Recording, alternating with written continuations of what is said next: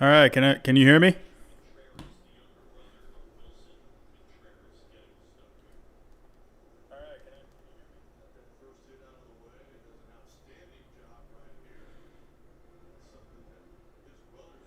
Okay, good. Yeah, we just got to wait for everyone else to come back. We had a few people in here earlier. Yeah, sorry about that. We were having some issues. I got it all figured out, but for some reason, Streamlabs, again, was giving me some issues. I'm going to go put a post real quick, let everyone know that we're good to go.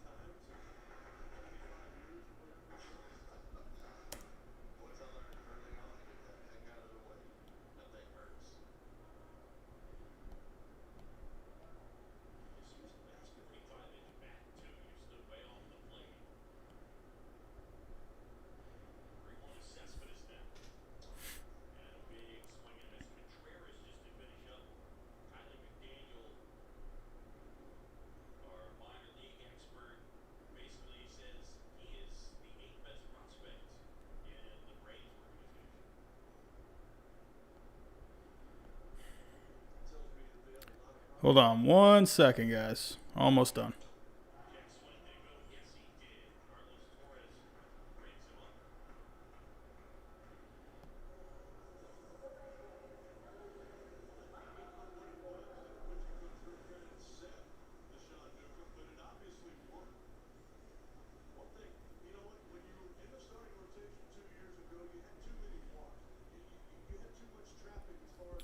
Okay. All right. Looks like we got it all set. Yeah, sorry about the wait, guys. I really wanted to make sure I got everything just completely right. So it looks like everything's good to go. All right, so yeah, I am streaming this through Streamlabs. So if you go to the description, I have a link in there. So if anyone wanted to leave like a little donation or whatever, a question will pop up on the screen. Not saying you have to leave a donation, just saying it is there. So a little animation will pop up on the screen. I don't know if any of you are familiar with Streamlabs, but yeah, so just letting you guys know. All right, we can finally sit down and we can watch some baseball. All right.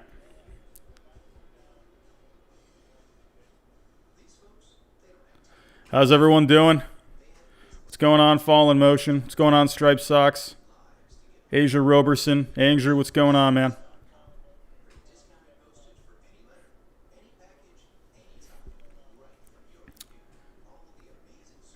All right, so letting you guys know.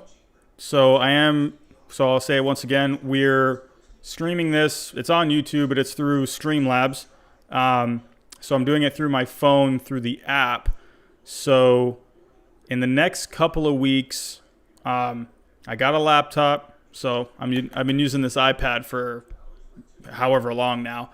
But iPad, it's a little bit limiting. I love this thing, but sometimes it can just be, you got to work around a lot of stuff. And I'm filming this through my phone, so that can be a little limiting as well. The Streamlabs mobile app, it's pretty good if you're on the go, but for trying to do something a little more structured, it can be a little annoying.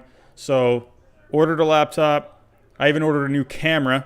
So yeah, we're getting serious in here, guys. We're getting serious. So really want to kind of step up a little bit with the live streaming. I kind of mentioned that in the live stream on the first game of the season, and I made a post for you guys too. So really wanting to kind of step up the production of this. This is something I would like to do a couple of times a week. So one show I'm probably going to be doing more like kind of like a news show to where we kind of just talk about what's going on in the league, and then I'd like to do a Sunday night show as well, just so we can all watch baseball on ESPN. For the most part, most people, if you have a streaming service or if you have cable, pretty much most people have ESPN. So Sunday nights would be good to we can all watch a game together. We can just talk about what's going on, but we can also just talk baseball at the same time. So, so for right now, we have the Mets versus Braves. So we got Sean Newcomb and we got Rick Porcello. So I'm actually very interested in this game because Rick Porcello is pitching. So Striped Sox, I'm sure you know a thing or two about Rick Porcello. So I predicted before this season, Rick Porcello, he had a bad season last year with the Red Sox. I kind of think he's going to do a bit better this year. I don't think he's going to be great, but I think a change of scenery might help him out a little bit. He was giving up some bombs, though, in a couple exhibition games. So, yeah. But so far, he's already down 2-0. So that's something I'm used to seeing with Rick Porcello, especially last year. I don't know what the heck happened to Cy Young. Rick Porcello, he was so good that year. I don't know what's going on. Last couple of years, he has just digressed completely. Not really sure. He used to get so many ground balls, just everything. He just was so hard to hit a few years ago when he won that Cy Young. Hey, Concepts. Thanks, man. Really appreciate that. Hey, Patrick. What's up, dude? Yes, Verlander. So that's kind of one reason I've been picking the Athletics to win the West is, of course, the Astros have a fantastic lineup, still have some decent pieces in the bullpen. But, I mean, Verlander, he's not getting any younger. I mean, he was already having some issues with his lat muscle in spring training. So that's a little questionable, with him. I mean, yeah. So that's a big blow for the Astros. Starting pitching with Garrett Cole out of town, they needed to, it was a good thing they still had Verlander and Zach Greinke. And, got McCullers coming back. Urquidy was pretty decent last year. But losing Verlander, if you don't got him, I mean, that's pretty rough. So really, they're going to have to rely on guys like Zach Greinke, Lance McCullers. So, which I do think they're pretty good. But, I mean, you need a frontline starting guy. And, you had the Cy Young there. So, forearm, was it just forearm tightness or what's going on? I think it was just some tightness in his forearm, I believe, right?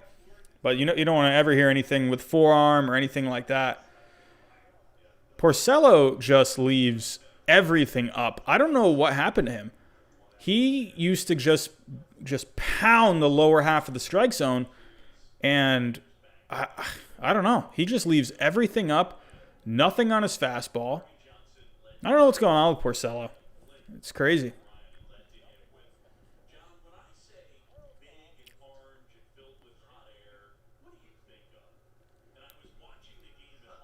Yeah, I mean, from what I know, Fallen Motion, it looks like he is playing. So I think he was just out with COVID a little bit. Yeah, Patrick, tough day for the Cardinals. Yeah, Asia Roberson, man, the Red Sox are looking exactly like I thought they would. You got Nathan Eovaldi. He's going to have a great year. I mean, there's just no one behind him. And, I mean, even when Eduardo Rodriguez does come back, I mean, who do you got behind those two? You got Ryan Weber, Martin Perez. I don't know what the heck was going on with Martin Perez yesterday. That guy is just a complete head case. You look at him in the first inning, shaking off signs, couldn't get any flow with the catcher. I'm not sure what he every single hit he gave up in the innings where he gave up all those runs, where he gave up 5 runs, they were all off a 2-seam fastball. Not sure why he's throwing it. He has a good cutter. I don't know why. I mean, it's not the best cutter in the league, but why is he not throwing it? He was showing that yesterday when he was pitching, it was a much more effective pitch for him. It was getting in on guys' hands. They were getting weak contact. There was one little base hit off of it that scored a run. But to me, a cutter is one of the premier pitches in the game. If you can throw a cutter, at least somewhat decent, throw it. I don't understand what he was doing. He settled down eventually. He started looking a lot more just relaxed out there, but it was after he had already given up the 5 runs. So Martin Perez looked bad yesterday. But the Red Sox were making some noise. They were kind of making a little bit of a comeback there. And then Roenicke, he brought in someone from the bullpen. It was someone I haven't heard of before. But it was crazy to me, they were down by 3 runs. I mean, it's not that you're not that far out of the, to tying the game up or even taking the lead. Why not bring in a guy like Ryan Brazier or a Matt Barnes to keep the game a little close? But instead, he's bringing in, I forget who it was. Let me go look at who that was. But instead of just bringing in a guy that can keep it close, he brings in some guy that you've never heard of before. So let's see. Yeah, it was a rough game yesterday. I sat down and watched the whole thing. So yesterday with the Red Sox, they brought in Covey. So let me get to him. Yeah, they brought in Dylan Covey, and he came in. He gives up a couple of runs. It's a 7-2 game. Momentum was completely just lost at that point. And, I mean, he came back out for another inning. He did fine that inning, but the game was already out of reach. Hembry had come in before him. He threw a scoreless inning. So, I mean, Martin Perez overall, he threw 5 innings. He gave up 5 runs total. 4 of them were earned. That looks like what a Martin Perez start, to me, is what it's going to look like this year.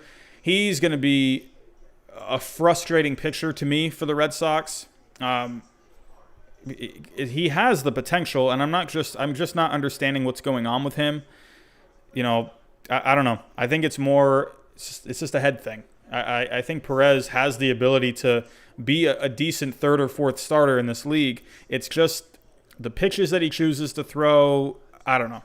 I don't know if he's just not comfortable with that cutter. But yeah, the Red Sox, again, getting back to Covey, he was brought in. I'm not sure what Roenicke was thinking there. First game of the season, Verdugo didn't play.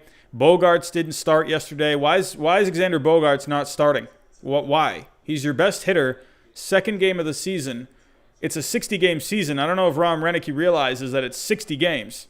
Why is Bogarts not playing? He came in eventually, but why was he not starting? That just made no sense to me. Yeah, I mean, I don't understand. Why are you not putting your best guys out there? I understand you're trying to ease guys in, but these guys have already had this long layoff.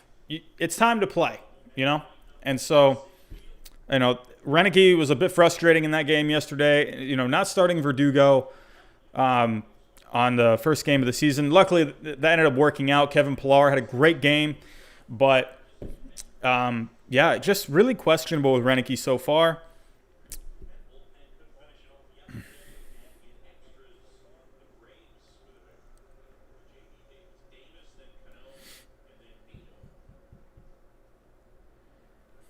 See you later, Patrick.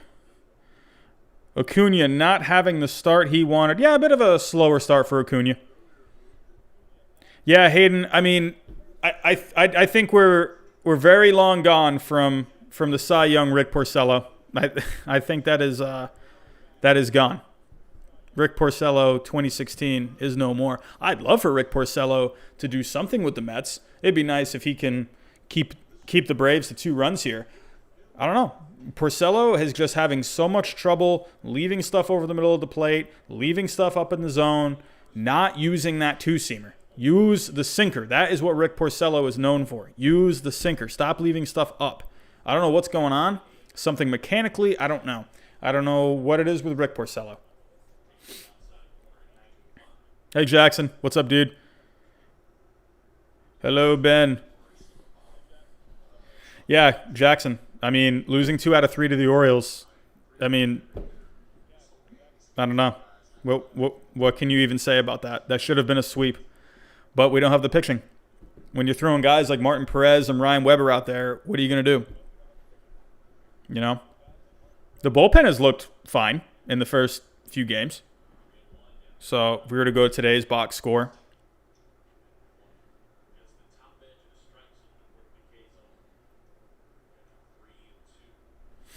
Yeah, tough game today. Looking at the box score here. Hey, Bogarts played. He got a hit, couple RBIs. Vasquez, home run for Vasquez. He's on my fantasy team. Thank God I drafted him. He helped me out today. Verdugo, hot start yesterday, 3 for 4. Everyone was hopping on the Verdugo bandwagon. I don't know what was going on with Verdugo yesterday, yelling at the umpire between the innings. So what was going on with that, with Verdugo yesterday? He had an altercation with the umpire at one point. So what was going on, I don't know if anyone, Red Sox fans, if you were watching that, during a pitching change, Verdugo was talking with the third base coach. So the rule is you have to be back at second base before the last warm-up pitch is thrown. He did not get back to second. He was on second base, but he did not get back to the base before the last warm-up pitch. So one of the umpires yelled at him, told him to get back. And then Verdugo, as he was coming out to the field in the next half inning, threw a complete fit, started yelling at the umpire. I mean, you know, Verdugo, I personally didn't think that was a great look. People may disagree. Yes, I love the passion. I love the fire. I love the energy that he has. But at the same time, you can't be yelling at umpires for, you know, they're just trying to keep the game going. And, you know, I know it's just a little rule, but at the same time, you know, the reason you are supposed to be back at the base before the last warm-up pitch is thrown, so the game is ready to go after the warm-up is done. So I'm not sure why Verdugo was yelling at the umpire yesterday. No idea. I hope that's not something we're going to keep seeing with Verdugo. He had some questionable things in his past coming into his Red Sox career. If you need to know more information about that, just go look it up on Google. Don't really want to talk about it on this stream, but you know, Verdugo, I had some questions about Verdugo. Just, you know, I think he seems like a great guy. He seems like a fun guy, fun, you know, guy that can keep the clubhouse loose. But at the same time, I think he just needs to kind of, you know, can't be yelling at umpires. There's no reason for it. Unless the umpire made a clear mistake about something, Verdugo got frustrated about it, then sure, yeah, I'm okay with that. But, you know, just because the umpire is trying to keep the game going and again, you got to follow the rules, you know. I mean, there's no reason to be yelling at the ump.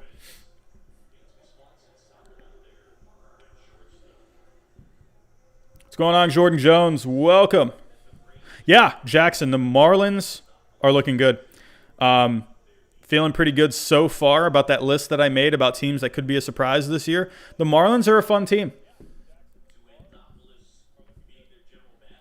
If anyone is new, we are up to 12 people. That's not too many. But if any of you came in after I talked about the fact, if you go to the link in the description, I have a link to my Streamlabs donation page. If you would like to leave a donation, awesome. If not, completely fine. But just to let you know, if you do leave a donation, a question will pop up on the screen and it'll show to the audience. So just letting you guys know, any donations, it will go towards any just equipment for this channel. So yeah, just letting you guys know if you didn't catch that earlier. But yeah, Streamlabs, you can donate. You can even donate $1 and a question will pop up on the screen. Sometimes I'll miss a question in the live chat. So if you do want to make sure, if you have a question, if you do want to make sure I see it, just go to the link in the description and it'll pop up on the screen. Yes, Super Chats should be available. If you don't want to go to the Streamlabs link, you should be. I went to my account and I enabled the last live stream I had. I didn't have the Super Chats on. I believe The super chats are working in this. So, again, you don't have to leave one. I'm just letting you guys know if you do want to have a question pop up on the screen, you are more than welcome to do a super chat or do a donation through Streamlabs. So, with the Streamlabs donations, it'll play an animation too.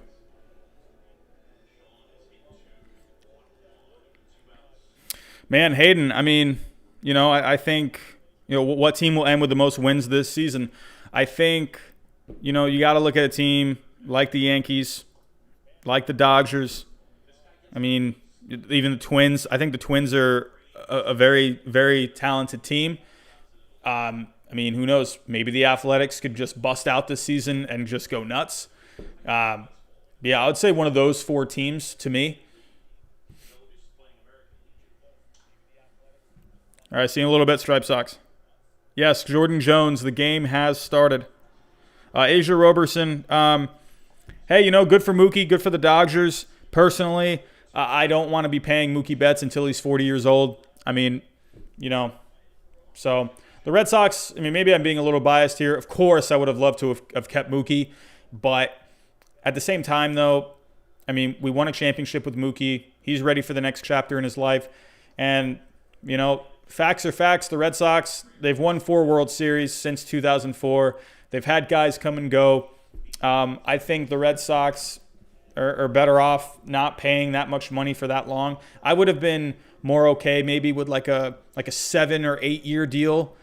I think going to 10 though, I don't know. I just think that money could be used.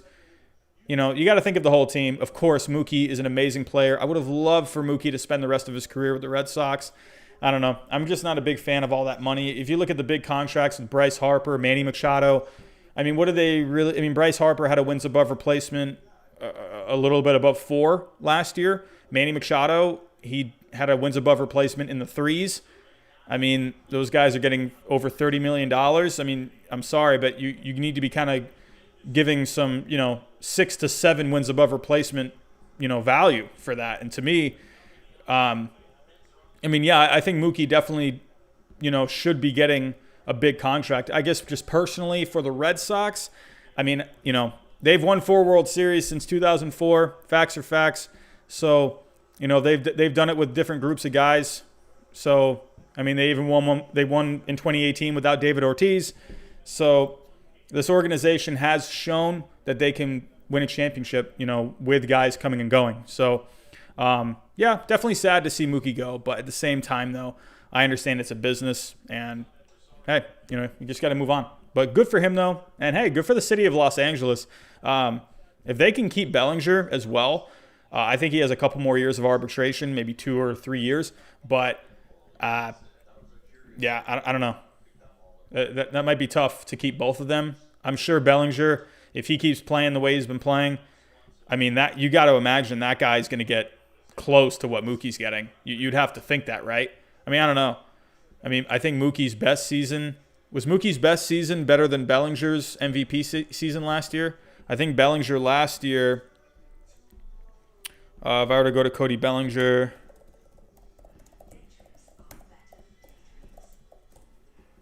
so Cody Bellinger last year, he had a wins above replacement on Baseball Reference. It was 9.1. I think Mookie Betts' best season was, I believe, like a 9, maybe in the 10s. Yeah, Mookie's best season was obviously his MVP season, a 10.6 wins above replacement. Mookie in his career, he has averaged a wins above replacement of 7, while Cody Bellinger, he has averaged, I mean, in 3 years, he's averaged a 5.8. So I don't know. I mean, he really has to see how Bellinger does in the next, couple of years until he's a free agent. I would imagine Bellinger is going to get something close to what Mookie's getting. So the question is, are the Dodgers going to want to pay that much money for 2 players? So Mookie's going to be getting, what, $29, $30 million a year? I mean, do you really want to be paying $60 million for, 2 guys in a lineup where maybe you could use that money for pitching, other guys, the whole team is more than 2 guys. So,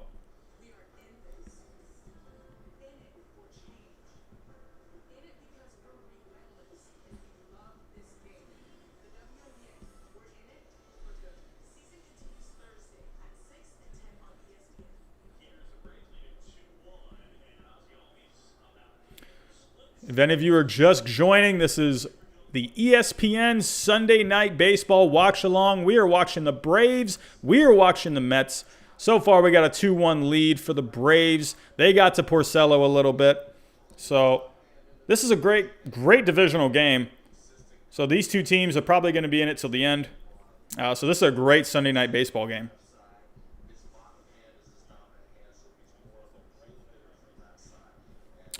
Oh, Pat Vendetti. Man, whatever happened to him? Is he still in the league? I mean, obviously throwing with both hands. I mean, that's pretty crazy. He was pitching at Fenway a couple of games. Is he still in the league? Or is he in the minors somewhere? Where's he at? Oh, he's with the Marlins. Oh, no, he's with the Giants. Wait, no. Yeah, he's with the Marlins. Where is he? Is he playing?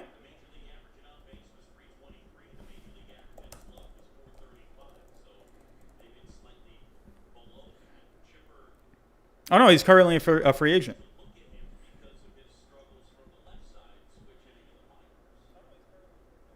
I mean, it would have been really cool to see if he was going to be effective or not. That was just such an interesting person to have. It seemed like what people remembered more with Pat Vendetti was there was just so much confusion about what hand he could pitch with. I think he couldn't switch it in the same batter. So he had to wait until another batter. And then I think there was something where there was one story one time with him where a guy, the batter, he kept switching from left to right because he was a switch hitter, and then no one knew what to do. So, but yeah, Vendetti, he's had a pretty interesting career. He's a free agent now, but his last appearance in the majors was 2019. He had 3 innings pitched, ERA. I mean, he gave up 6 earned runs in 3 innings last year with the Giants.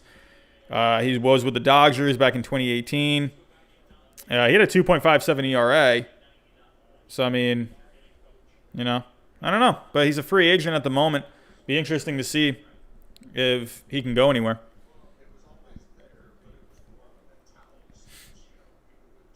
Yeah, Red Sox versus Mets. I believe that is going to be a game on either a Wednesday night or a Sunday night. Not quite sure. I'll have to check the schedule just to make sure of that. Jordan Jones. By season's end, would you be inclined to make your own all-star rosters for both AL and NL teams since there will be no all-star game this year? Sure. Why not? Let's do it. Yeah, Jackson, tough day today. Red Sox did not look good. Yeah, Zachary. Yeah, I mean, it's kind of a weird game so far. I don't know what's going on with Porcello. He just almost fell off the mound. Yeah, Jackson. I mean, honestly, hey, let's get Pat Vendetti. Why not? Yeah, Justice. It seemed like Vendetti was everywhere at one point. And he was on the Yankees too, Roberson. Yeah, Jackie Bradley right now. He's playing pretty well. Seemed like he had a decent day, or he's had a decent series. I mean. So if I go to box score. Yeah, another good day for Bradley. 2 for 3. Scored a run. Vasquez looked really good today. I'm glad Benintendi took a seat. I think Benintendi getting a rest today was good. He was off to a really slow start. Devers, he finally got a hit. So good for that. Peraza 0 for 4 day. He was looking really good in the first couple of games. He was getting some hits. I like Peraza. I like Jose Peraza. I think he's going to be, a decent guy to kind of rotate in and out, get a lot of starts at second base, come off the bench. He did really good in 2018. I believe he was ranked first in hits in 2018. So, going to the box score for pitching, Ryan Weber couldn't even get through 4 innings, gave up 6 runs, 2 homers. Terrible day for Ryan Weber. He was looking really good in spring training, looking really good in summer camp. I mean, but when you get this kind of a game against the Orioles, I mean, I don't know, though. The Orioles are always one of those teams. You know, they're always just such a pesky little team. You know, they're always giving the Red Sox trouble. Chavis 0 for today. Doesn't have a hit this year. He struck out a couple of times. Verdugo struck out a couple of times. So, yeah, it was interesting with Verdugo because he was up against the lefty today. Alrighty, Roberson.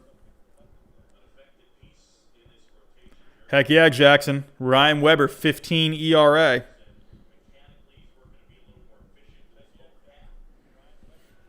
If anyone is new, don't forget to subscribe down below. Hit the thumbs up. Really helps this channel get out there.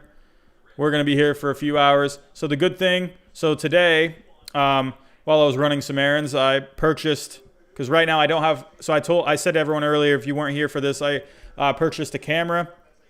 So I'm going to be able to record with an actual camera now instead of just my phone. The phone has been great. The phone has really gotten me off to a good start with this channel. So thank goodness for this phone, but I think I really want to actually use a camera now. And I ordered a laptop, so we'll be moving away from the iPad onto an actual computer now. Love this thing, but today I bought an adapter so I can plug in. So this is a USB microphone, and I have an adapter where I can plug it into. I can make it a USB to a Lightning. So I can plug this into my phone. But today I found a dual adapter to where I can plug this in and I can plug in a charger. So this phone is plugged into the wall right now. This is plugged in. So my iPad on the stream the other night died. So, yeah. So, and it's good because I can use my, I don't have a camera right now. I'll be getting that soon. But it's good because I can actually put the phone on my tripod now, and I can have this angle. So before the other night, I had the iPad on my desk, so it was just, not really what I imagined it would be the other night. It ended up being a really successful night. We had 3,000 views the other night. Not sure how many, stayed, but we got a lot of people in here at one point, so that was a huge success the other night. Over 3,000 views on my first ever stream. I mean, I'm sure people were just kind of looking for the game, to watch. So, but hey, to get that many views, that was pretty cool in my opinion. So, but yeah, so if you did come the other night, thank you so much for coming, and thank you for coming tonight. Really appreciate it. But yeah, we are watching the Braves and the Mets. We got Porcello pitching for the Mets. We got Sean Newcomb pitching for the Braves. It's a 2-1 game right now, top of the third. Marcell Ozuna. Oh, that's a base hit. Over J.D. Davis's head. And there's another run for the Braves. It's a 3-1 game. Marcell Ozuna coming through. 3-1 Braves. Porcello keeps getting knocked around. Not looking very good in his Mets debut. J.D. Davis, not very well known for his defense. It looks like it just got right over his head. J.D. Davis has not been a good defender in his career so far. Looked like he might have taken a bad route on that ball. Hey, what's going on, Chris? Hey, man, Chris, you're one of the first ones, man. So, hey, I've said this to you a couple of times. Thank you, man. You've been here since the very beginning.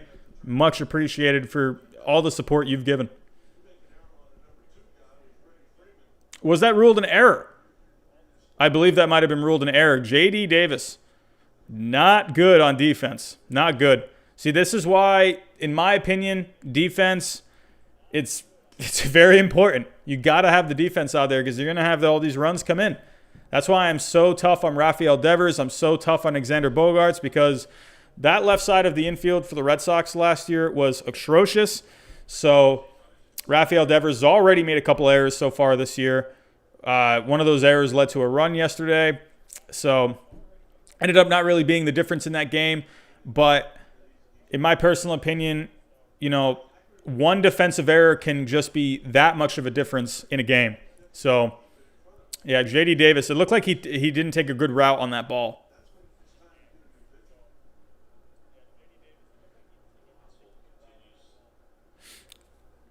Remember, if anyone is new, Super Chats are available. I have a link in the description for Streamlabs. So if anyone wants to put in a donation, you'll have a question on the screen. So I have the brain of a potato sometimes, so sometimes I will miss a message in the chat. I will do my best. Yeah, Jackson Porcello. 2016, he was fun, but yeah, you got Bartolo Colon, Salazar's out there, Aaron Sanchez. That's a name that's been floating around with the Red Sox a little bit so far.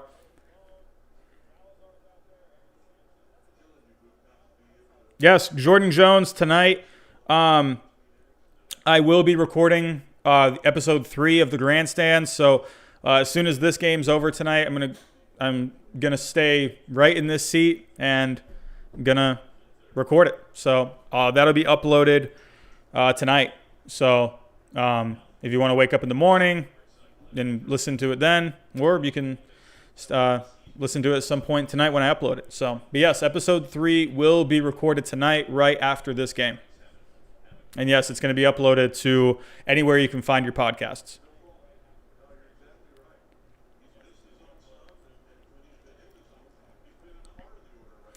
You know, Hayden, a part of me wants to say McNeil, I am, you always hear about that sophomore slump, right? Wonder how Pete Alonso is going to do this year. Obviously, he's not going to get close to 50 home runs, but can he stay on that pace this year? That's what I'm interested in. I really like Jeff McNeil. I think he's a very underrated player. The other night I had a question, who do you think is, the most underrated player in the league? I think Jeff McNeil. He's a guy that is like a solid guy to have in your lineup, gets on base, hits you some home runs, he can drive in some runs. He makes things happen. So you don't ever hear of Jeff McNeil very much, at least outside of New York. Hum Baby Baseball. What is going on, my friend? Welcome. Welcome. If everyone here can just go over to Hum Baby Baseball's channel and subscribe, that would be awesome. He's done a lot for me so far in my short career on YouTube. I don't know if you could call it career. I don't know if that's the right word, but yeah. Hum Baby Baseball, welcome.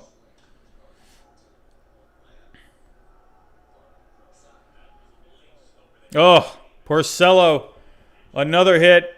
How many runs are scoring here? Is that 2 more? Oh, it is a 5-1 game. Dansby Swanson with a double. He's churning. He's creating the runs. We got a 5-1 game. Porcello, he's getting lit up here. Not a good start for Porcello in his Mets career. The struggles continue for Rick Porcello.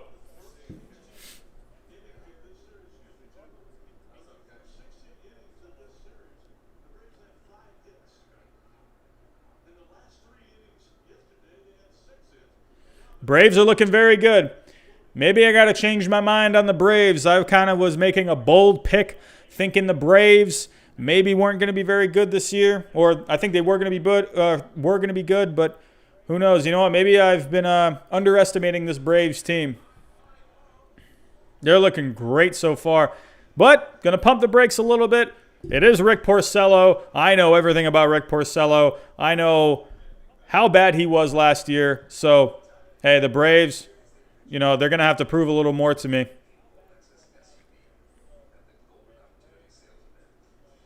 Yes, Johnny V. It is also Rick Porcello. Yeah, I don't know if you can call Rick Porcello a good signing. What did he sign for? Was it $9-10 million for a year? Yeah, DJ LeMahieu, Chris Rodriguez. DJ LeMahieu to me is a pretty underrated player. I think he's been a pretty underrated player in his career. And a lot of people, they always gave him the label, oh, well, he played at Coors Field his whole career. But, hey, he had a good year last year. Yeah, I know. Everyone's going to say, oh, well, he played at Yankee Stadium. It doesn't matter. He's still hitting home runs. He's still driving in runs. He still has a high batting average. He's still getting on base. So, hey, DJ LeMahieu, hey, I hate he's on the Yankees, but I love him as a player. He's always been a good defensive player as well. He can play all over the infield. DJ LeMahieu, to me, is someone that needs to get more attention. I didn't like, there was one time, there was a Giraffe Neck Mark. He took a take where, DJ LeMahieu didn't deserve like any MVP votes or whatever because it's, Mike Trout. Usually Mike Trout is the guy to win the award, but why not? Why can't DJ LeMahieu get some MVP, votes, especially last year? He played all over the infield. The Yankees were decimated by injuries last year. Why couldn't DJ LeMahieu get some MVP votes? Why not? It's not just the stats, it's also what you do as well. And he played good defense at most of those positions that he played in last year. The Yankees were losing everyone, dropping like flies, but DJ LeMahieu was the constant last year for the Yankees, not just in the offense, but on the field as well. Yeah, Jackson, no, it was a questionable contract. Do you think the Mets are the middle of the pack, lower, or higher? I mean, right now, I would say middle. But I think they have the chance to be top of the pack, but they need a healthy Noah Syndergaard. They need more. I think they need a little more starting pitching. That bullpen has the potential to be elite. They have some good pieces in the offense. I would like the Mets to maybe have one more solid offensive piece with Pete Alonso. I think that would make them very dangerous. So right now, I feel like the Mets, they're not bad by any means, but and I do think they are a good team. I just don't think they're a great team. So, but hey, it seems like every year everyone likes the Mets, especially Mr. Giraffe Neck Mark. And yeah, they seem to disappoint a lot of people every single year, minus when they went to the World Series about 5 years ago.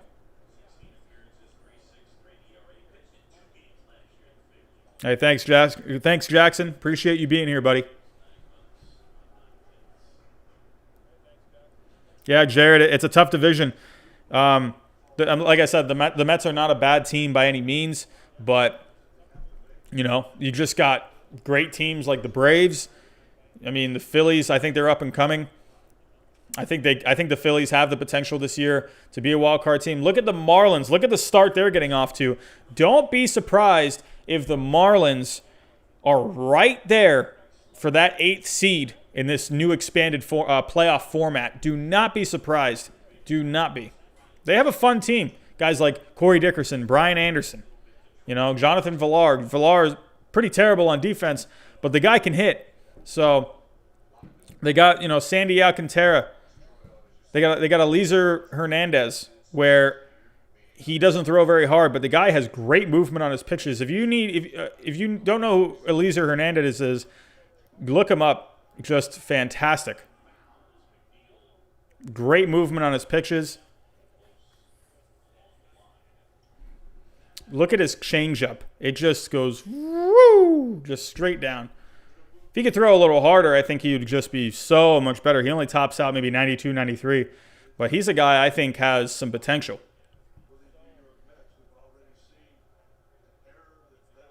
Oh, no. A possible COVID outbreak. Really?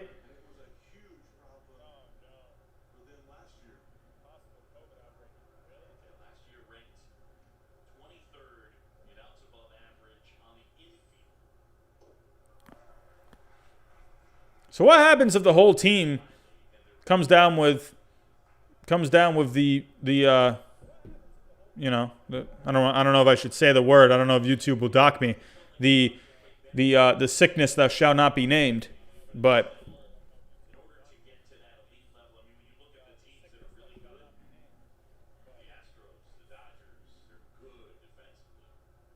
yeah, Chris. I mean, honestly, can anyone tell anything in this kind of a season?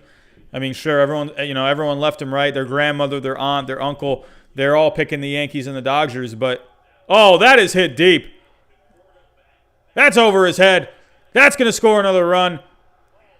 Here comes Dansby Swanson. He's rounding third. He's coming home. And the Braves, they keep on churning. The Braves are cooking against against his replacement from the bullpen. The Braves are looking hot in this game.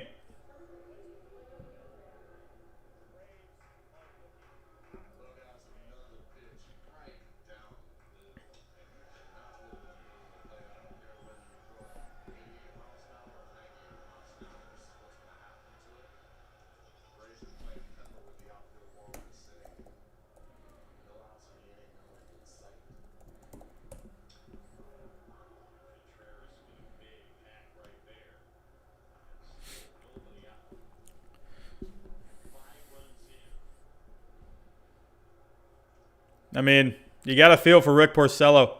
Coming to a new team, wants to get off to a good start with his new team, has a fresh start in New York. I mean, seems like he's still got a lot to work on. But as a Red Sox fan, hey, you know.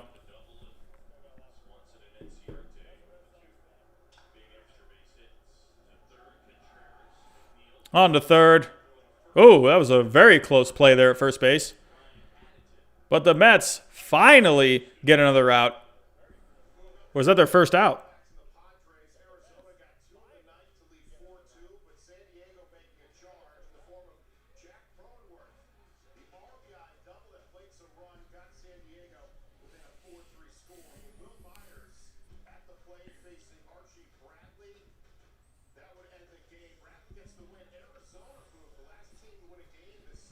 Well, the Diamondbacks had a close game today against the Padres. They had a bit of a scare there in the ninth inning. The Padres were making some noise, but Archie Bradley was able to close it down. There's a team I like this year, the Diamondbacks. So let's go over today's games. Let's take a look. We have yet to have the Giants or the Dodgers play. They're playing another late game tonight. Yankees held on for the 3-2 win. The Marlins are cooking. I think they took 2 of 3.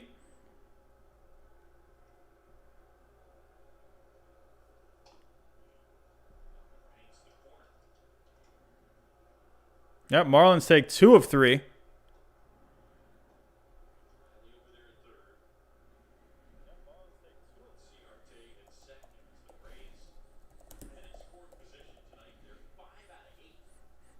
Hey! Jake, Phillies special. Here's to the kind prediction you gave my Phillies. Thank you so much, Jake. Really appreciate that. This is so much. Thank you, man. Yeah, I'm liking the Phillies. You know, tough start against the Marlins. Hoping they can turn it around. There's a lot of talent on that Phillies team. So, you know, hey, just like the Red Sox, you know, they lost 2 of 3 to a team that, you know, everyone's picking to finish last. So, you know, Marlins, though, I think they're going to be a pretty sneaky good team this year. That's why I think that East is going to be probably the toughest division, the NL East. That's going to be a really, really tough division. But again, Jake, a.k.a. Philly Special, thank you so much. That is my first ever Super Chat or any kind of donation. So, yeah, can't thank you enough. Again, that's the first ever any kind of donation I've ever gotten. So, hey, you're the first one. I'll always remember that one. So thank you very much.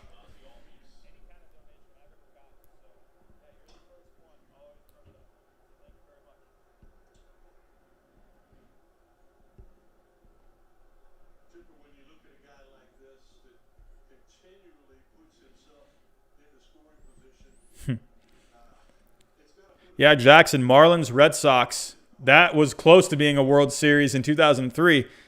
Yeah, when the Marlins and Red Sox, they had an exhibition. They had a regular season game in 2003. The Red Sox scored a ton of runs one game. Let me actually look up what the score was in that game. Yeah, Red Sox Marlins on June 27th, 2003. The Red Sox scored 25 runs against the Marlins that year. And granted, the Marlins won the World Series in 2003. The Red Sox scored 14 runs in the first inning. Unbelievable. They scored a run in every single inning except the 6th inning. The winner of that game was Byung-Hyun Kim. The losing pitcher was Carl Pavano in that game. We're going back to 2003. For the Red Sox, yeah, Byung-Hyun Kim started that game. He pitched 5 innings. He gave up 5 runs, 1 earned. So the defense didn't help him out very much there. Yeah, Carl Pavano. Carl Pavano in that game actually did not get 1 out in that game. So he didn't record 1 out. He had 0 innings pitched. He gave up 6 hits, 6 earned runs. Unbelievable. So if we look at the starting lineups in that game, you had Juan Pierre, Luis Castillo, Ivan Rodriguez, Mike Lowell, Juan Encarnacion, Derek Lee, Miguel Cabrera, Alex Gonzalez, and Todd Hollandsworth was the designated hitter. For the Red Sox that day, you had Johnny Damon, Todd Walker, Nomar Garciaparra, Manny Ramirez, David Ortiz, Kevin Pillar, Trot Nixon, Bill Miller, and Jason Varitek. So the Red Sox in this game, oh my goodness, this was an offensive juggernaut. Johnny Damon, he went 5 for 7 with 3 RBIs. Todd Walker went 4 for 5 with 3 RBIs. Nomar Garciaparra, he had a hit but no RBIs. Manny Ramirez, he went 2 for 3 with 3 RBIs.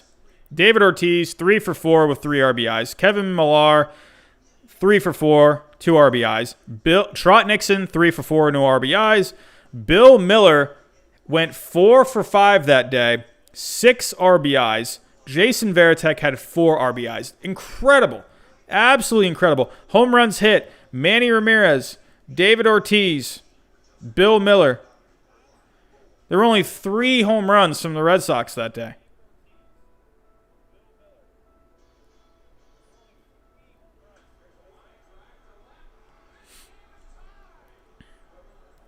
Absolutely incredible game. I remember watching that. I was 13 years old.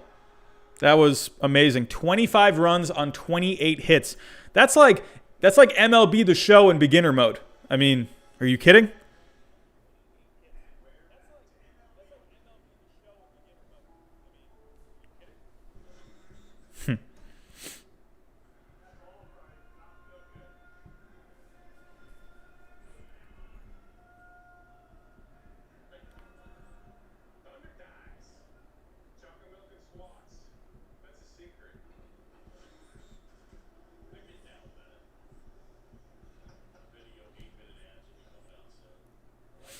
Jared DeMott, it's going to be a sprint, so a fast start is going to be key. Well, for the Red Sox, not a fast start, so I don't know. I don't know about the Red Sox pitching this year.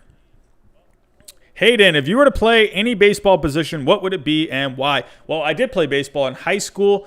I was mainly a pitcher.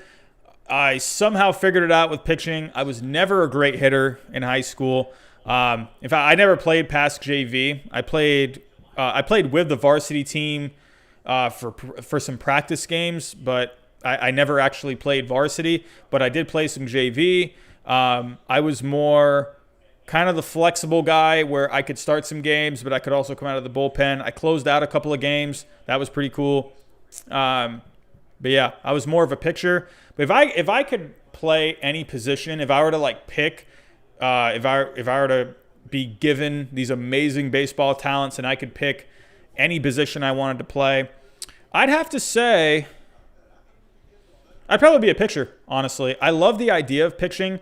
I love just all the analytics that go into it. I love all the different, just when to throw what pitch, where to throw the pitch, looking at, scouting reports from each hitter. I love that. But then also like everything analytically that goes into your mechanics and everything like that. I loved pitching. I loved pitching. If I were to pick one position other than pitching, I'd probably say I was always scared to death of the outfield. I don't know what it was. I was just always, I wasn't one of those guys where, I don't know. I was always afraid I was going to drop the ball in the outfield. So never liked the outfield very much.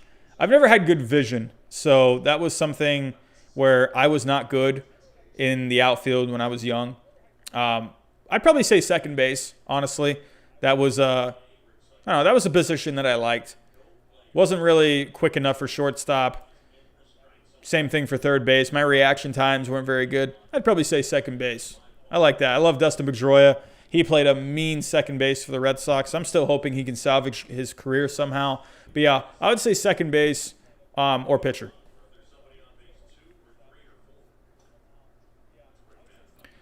Jackson, yes, I was born in 1990. Yes, so that means I am 30 years old. Where do I think Arenado will end up? I really thought he was going to go to the Cardinals this past offseason. Look out for the Rockies this year. Really. Look out for the Rockies this year. If that pitching can just get itself together, a lot of these pitchers on the Rockies team a couple of years ago were pretty good. So that offense is still there. It's still pretty much intact. You'd like to see Nolan Arenado play the rest of his career in Colorado. You'd hate to see him, leave. I think that he could have the Rockies could have gotten back some decent pitching this past offseason for him, but Arenado.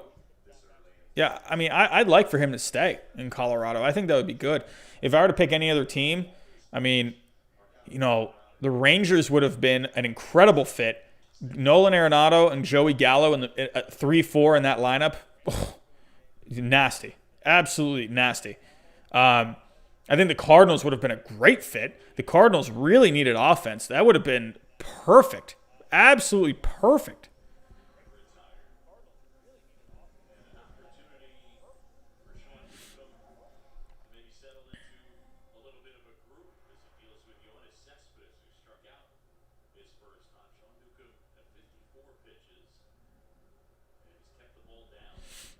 Yeah, first base, that was always Jackson. First base was always a weird position for me. Like I said, I'm not very tall. I'm like 5'11", so I wasn't tall enough for that position. Yeah, Justice. The Rockies, yes, very sneaky team.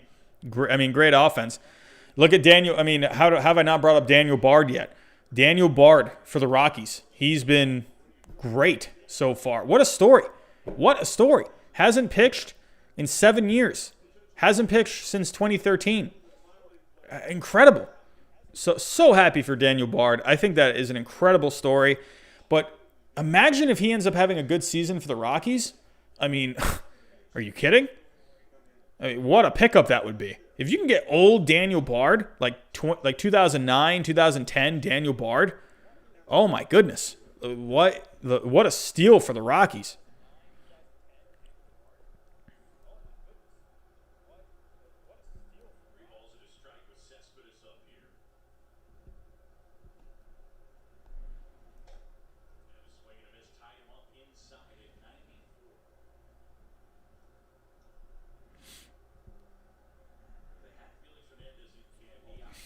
So let's keep going over the scores that we saw today.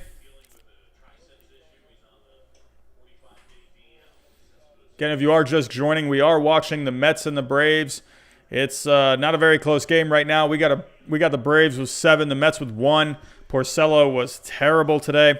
But let's get to the games today. Yankees held on to the win against the Nationals. Phillies, they lose a tough one against the Marlins, 11-6. The Reds lose a tough one to the Tigers. Indians take care of business against the Royals, 9-2. The Rays, probably the win of the day right there.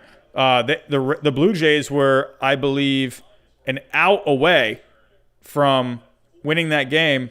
They had I believe it was 6-4 in the 9th inning. Or no, was it? Oh, it was 4-2. Yeah, and the Rays came back and scored 2 in the 9th. And then the Blue Jays took a 5-4 lead. And then the Rays scored 2 more in the bottom of the 10th. What a win for the Rays. What a win. I was very close to saying today, well, hey, looks like, maybe my prediction about the Rays maybe not making the playoffs this year, that was looking pretty good. And then the Rays do what the Rays do. So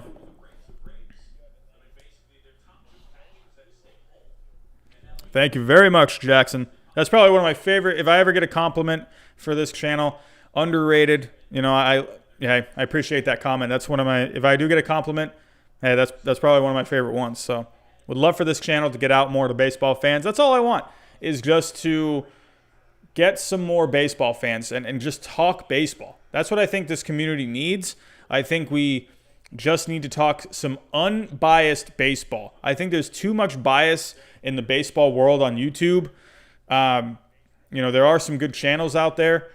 So I think a problem for I think there have been some good channels that have started up, but I just don't think they were getting the views. I don't think they were getting out there. Luckily, somehow for me, I've been able to put myself out there a little bit to where we're at around 1,400 subscribers now, and we're slowly, steadily growing.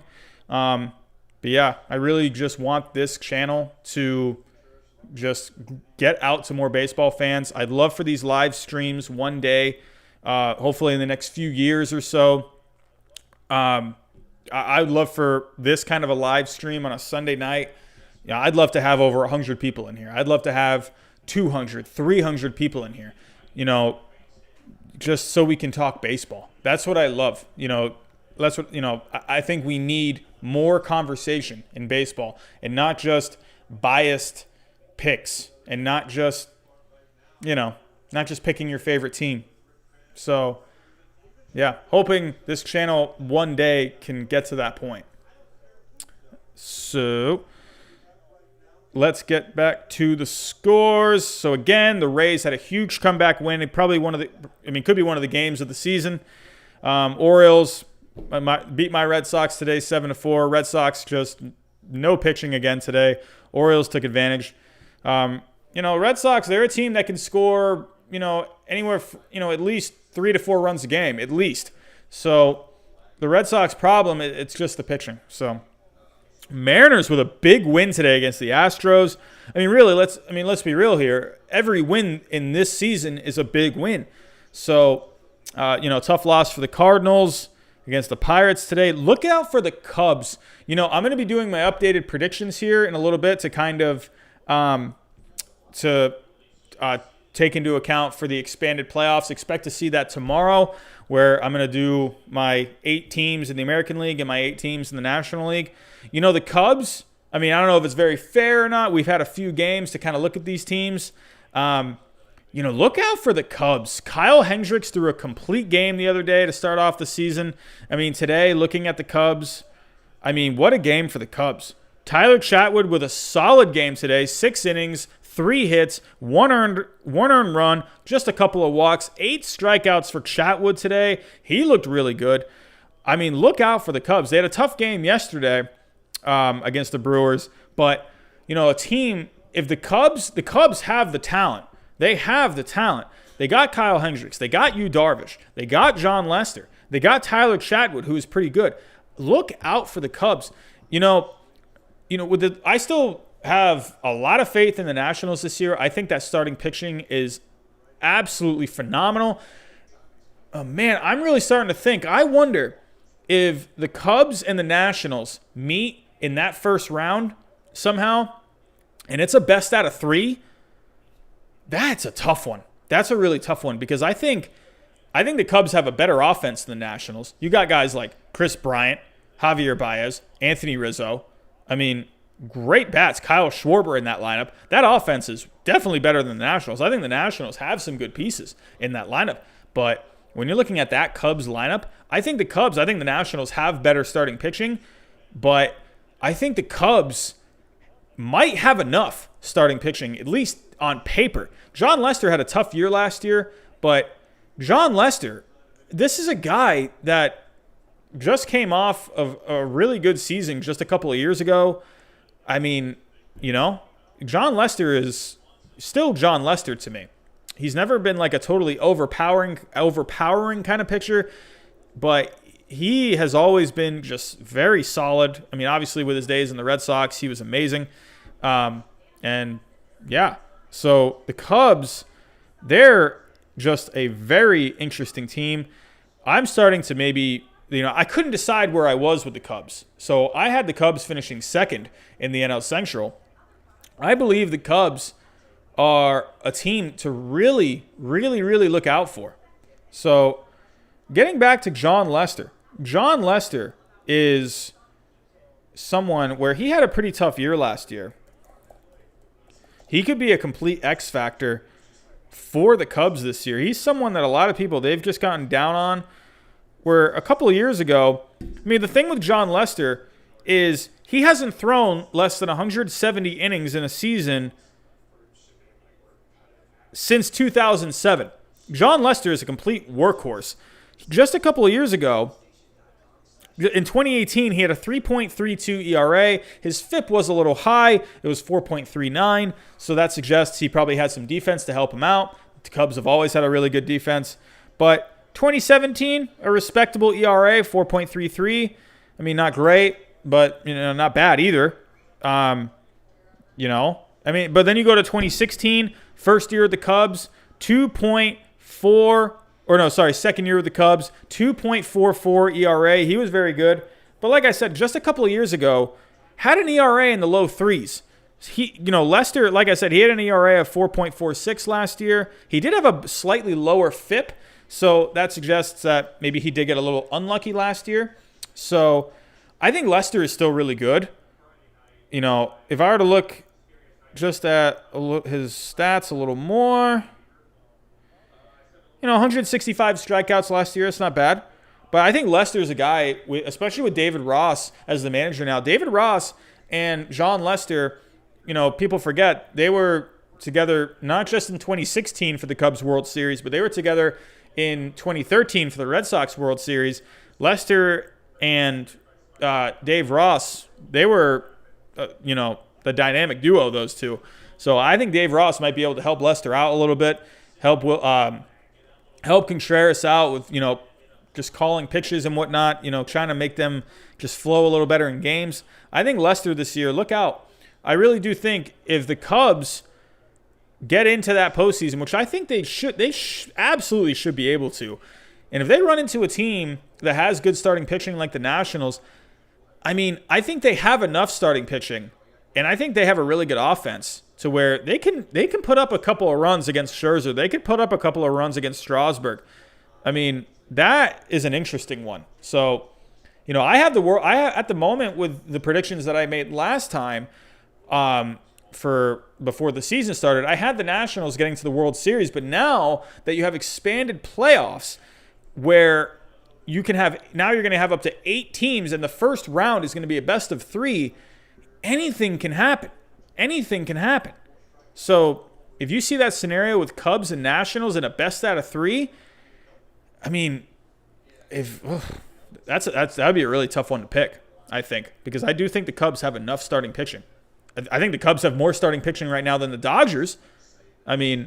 What's going on with Kershaw? Right now they got Walker Buehler. He's fantastic, but what else?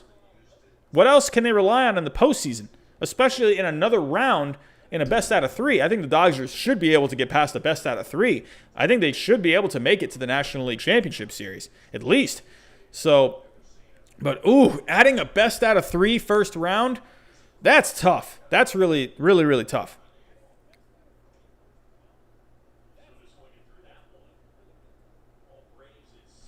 All right, getting back to the comments here. Kind of just went on a rampage. Then I'm going to get back to more of those scores. Chris Rodriguez, thank you so much. Again, I appreciate you, buddy. Hayden Verlander, that's hard. With forearm tightness, there's been a lot of times where a pitcher has come down with forearm tightness and then they're out for the rest of the year. He was having something going on with his lat, that back muscle here, but that lat connects to the shoulder. If you got something going on with this muscle here, the lat, because that connects to the shoulder. If you got something going on there, he had something going on there in spring training, and now he's got some forearm tightness to where, I don't know, he might still not be recovered after last year. That was a lot of work he did last year, going deep into the playoffs, a Cy Young season. Forearm tightness, that's never something you want to hear with a pitcher. Jackson, best channel. You're a Red Sox fan, but not biased. You're chill and love talking about baseball. Hey, that's what I'm here for, man. I love talking baseball. Don't want to be biased. Don't want to be, like a lot of these other channels out there whom I will not name. I'm sure you know someone that always likes to pick the Mets or maybe even pick the Indians here or there.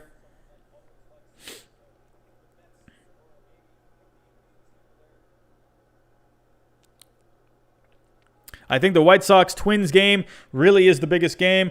Twins have a chip on their shoulder, I think. Yeah, I'm going to get to that game here in a second. I saw that score. What do you think the record of the 16th seeded team will be approximately? So out of the 16 playoff teams, I'd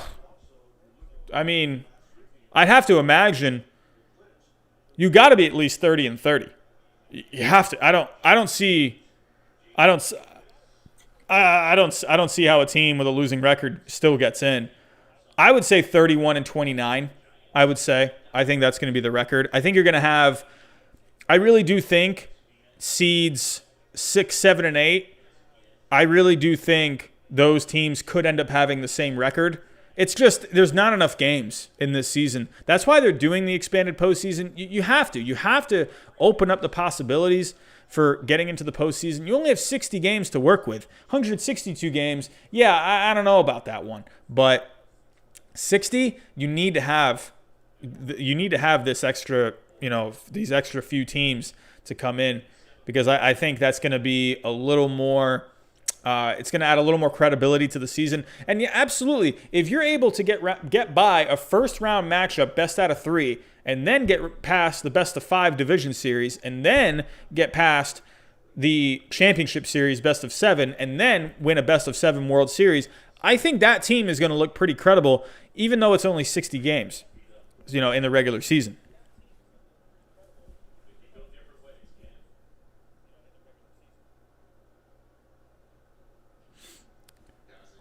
Yeah, Justice. Nats pitching would shut Cubs down, and their bats would win the game eventually, in my opinion. Hey, yeah, definitely. The Nats pitching is that good. I guess all I was just saying was I do think the Cubs, they don't have better starting pitching than the Nationals, but I do think they have starting pitching that can at least keep up with it, to where I think that offense is pretty good, and they have some really talented bats in that lineup. Chris Bryant, Anthony Rizzo, Kyle Schwarber, Javier Baez. They do have, some pretty decent bats, to where, yeah, absolutely, Scherzer, Strasburg, even Corbin can shut them down. But, it's an offense that can keep you in the game. And I think that starting pitching can keep them in the game, especially against a weaker, Nationals lineup this year. You don't got Anthony Rendon. The one big thing about Anthony Rendon is he protected Juan Soto in the lineup. So having those two in the lineup was huge. So now Juan Soto, right now Juan Soto's not even playing. So I'd like to see how he's going to do without Rendon in that lineup. That's going to be interesting. Could I do a jersey collection tour? Don't have a jersey collection. I have 2 jerseys. I got this one, and then I got the home white jersey. I used to have the home jersey, the alternate home jersey. I used to have the alternate away jersey. I had the away jersey. I had the St. Patrick's Day Red Sox jersey. I didn't have many. I think I had maybe 8. And then I just had a few fun ones that I just found. They were sort of these, I didn't custom make them, but they were these random ones that you found kind of outside of a stadium at one of those little stands. I don't want Yankees to win the World Series because the fans are going to be bragging that they have 28 rings now.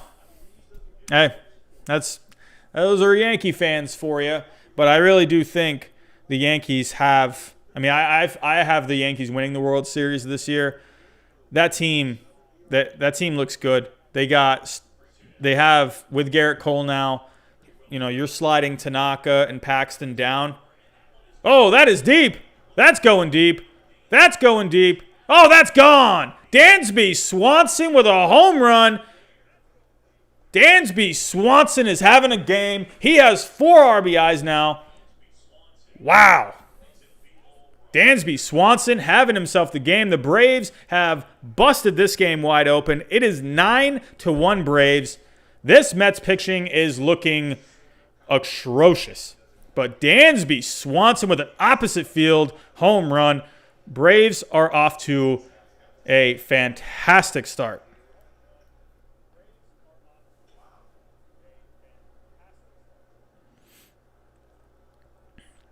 Justice, I love that wild cards aren't single elimination. Needs to stay that way. Justice, I said that when the second wild card game first got introduced, I really wanted it to be a best out of 3. I think that would have been great. I think the pressure of a single game elimination, I think that's kind of fun too. But at the same time, I'm all about playing more games to really get a definitive winner.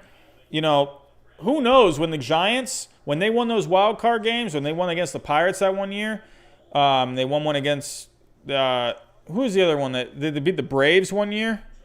I don't remember. But who knows if the Giants would have even made it past the best out of 3. Definitely a good chance because they had some good teams. But, best out of 3, that really could have changed a lot of things. Welcome back, Stripe Sox. Mark, 2021 predictions. This might be a surprise, but I'm going to go with the Mets. We all know how the Mets are. Great pitching, not a lot of offense, but I still think they're getting a ring. I think Draftnik Mark is going to pick the Mets to win every single year for probably 25 years, and they'll finally win one. And then, honestly, his answer to that, let's say the Mets didn't win for another 20 years, and every year he just predict them. His answer would be, see, I told you so, guys. I told you.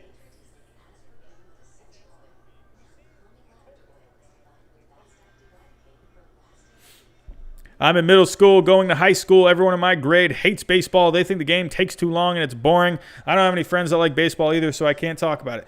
Hey, Jackson, I think a lot of kids have that going on, I think a lot of people, myself included, my best friend is the only baseball fan that I know. At work, there's a couple of people where, they like baseball. I work with someone that likes the Mets. I work with someone that likes the Yankees.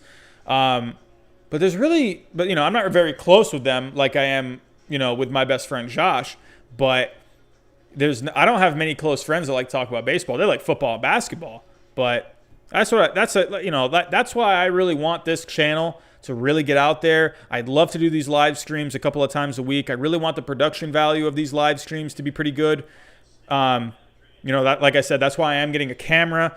That's why I'm getting a laptop now. I'm really going to try my absolute best to put on a couple of shows a week. I would love for this channel to one day be half live streaming and maybe a couple videos, maybe 2 to 3 just edited videos per week.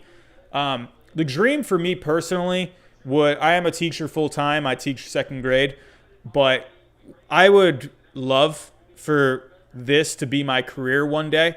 So yeah, if I could make this my full-time job, I know that's not going to happen anytime soon. I'm at 1,400 subscribers, still got a very long way to go. But if I can get to that level where I may be at around, 50 to 100,000 subscribers, that would be phenomenal. I know I follow a wrestling channel. His name's Joe Cronin. If you like wrestling, really go check him out. Super funny, great channel. Really knows his wrestling. But anyway, sorry. But he has around 70,000 subscribers, and that's his full-time job, is doing 3 to 4 live streams per week, and he earns his money through YouTube revenue, and he earns his money through super chats and Streamlab donations. So that's his revenue. That's his full-time job. I would love for me to be in that position to where if my job every day, I love being a teacher. Absolutely love being a teacher. It's great working with kids, but there's a lot of little things where it can get a bit annoying. Not going to get into it, but to where if I could take my passion of baseball to where it's a sport that I've loved since I was a kid, and I get to talk about it a few times a week, and that could be my full-time job, forget about it. So that's why, I'm investing in a camera now. I'm investing in a laptop to where I can try and make this just a better experience. And we can just get some people that like some baseball to come on in and just come talk, So hopefully one day we'll get there.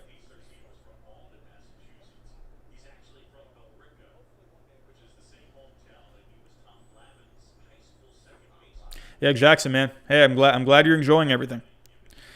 Hayden, what year do you think the Yankees won't make the postseason? You got to think we're looking at, Judge. I don't know when his contract, when he's going to be eligible to be a free agent. Now they got guys like Gio Urshela and Gleyber Torres. They got a lot of good young guys on that team. Garrett Cole, he's going to be there for a long time. I'd imagine the Yankees are going to be in the postseason for the next 5 years, I would imagine. So, if I were to make a guess, 6-7 years.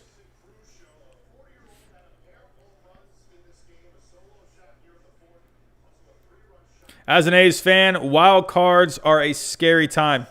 I don't know what's with the A's. They've had some really talented teams. So, All right, I'm going to get back to the comments here in a second. Let's get back to the scores for today. All right, so let's go. Let's talk about this Mariners-Astros game really quick. Mariners won 7-6. They got their first win of the season, first loss of the season for the Astros. Hey, if the Mariners want any chance, they had to take a game here from the Astros, so good for the Mariners.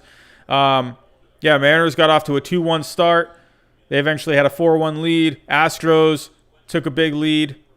They took the lead 5-4 in the fourth inning, and then the Mariners ended up scoring 3 runs in the eighth to kind of pretty much call it game. The Astros scored in the bottom of the ninth, but overall, I mean, not a great day for UC Kikuchi for the Mariners. Gave up 5 runs, 3 and 2/3 innings.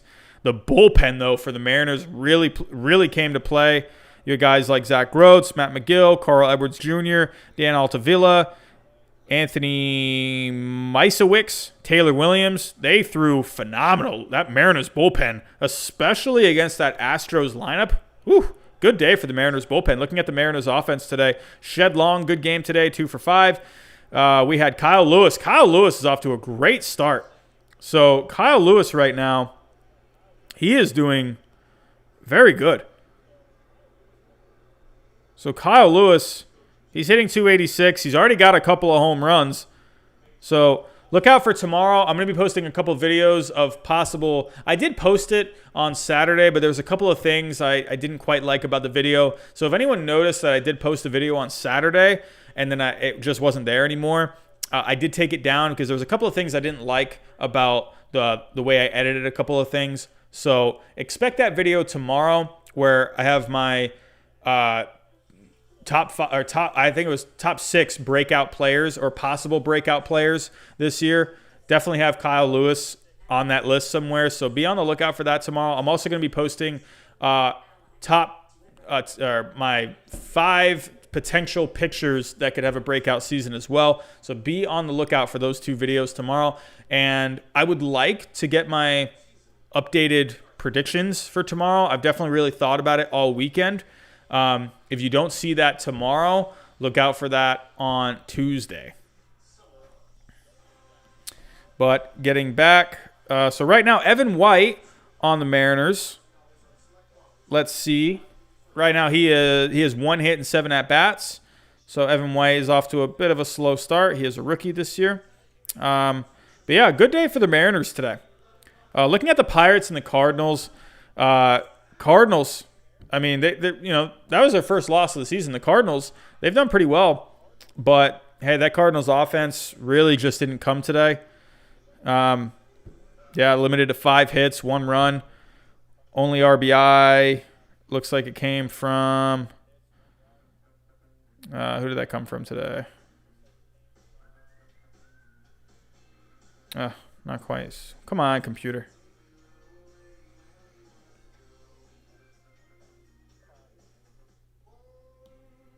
All right, my computer's not loading it.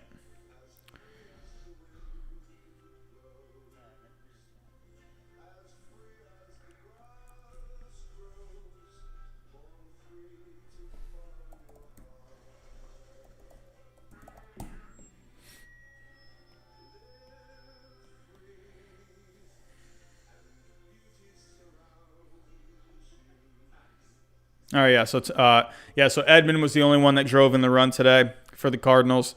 Looking at the Pirates pitching, you had Keller, 5 innings, 1 earned run. Good performance from the bullpen today. Brubaker, Feliz, Birdie, they did really well. Birdie had 3 strikeouts in the inning that he pitched to close out the game. Yeah, Dakota Hudson today, 4 innings, 4 1/3 innings, gave up 4 runs. Couldn't get through 5.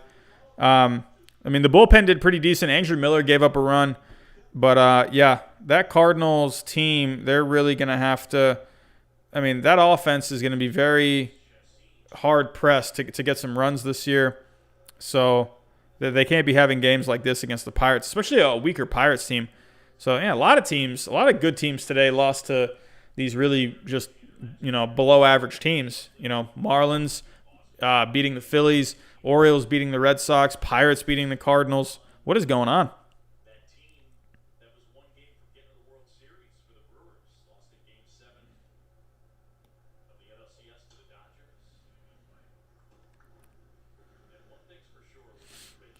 Yeah, so Cardinals, they scored 5 against the Pirates on Friday.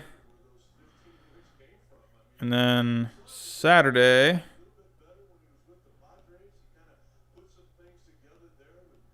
Yeah, I mean, the Cardinals' offense has actually looked pretty good.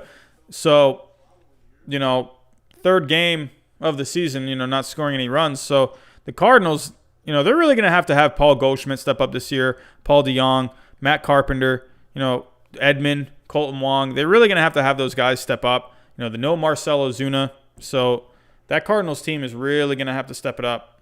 But getting back to the rest of the scores.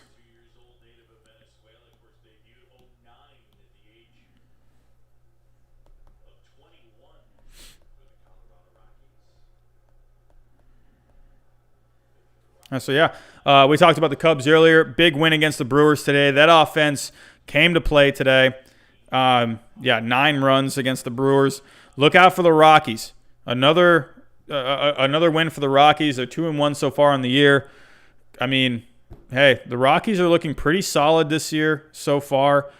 Kyle Freeland, he had a really tough year last year, but don't forget 2018, he had an ERA below 3. If Kyle Freeland can bounce back this year, then I think the Rockies really have a chance. I think they have a chance to, in an 8-team National League, for the playoffs, I think the Rockies absolutely have that potential. They just have to have their pitching.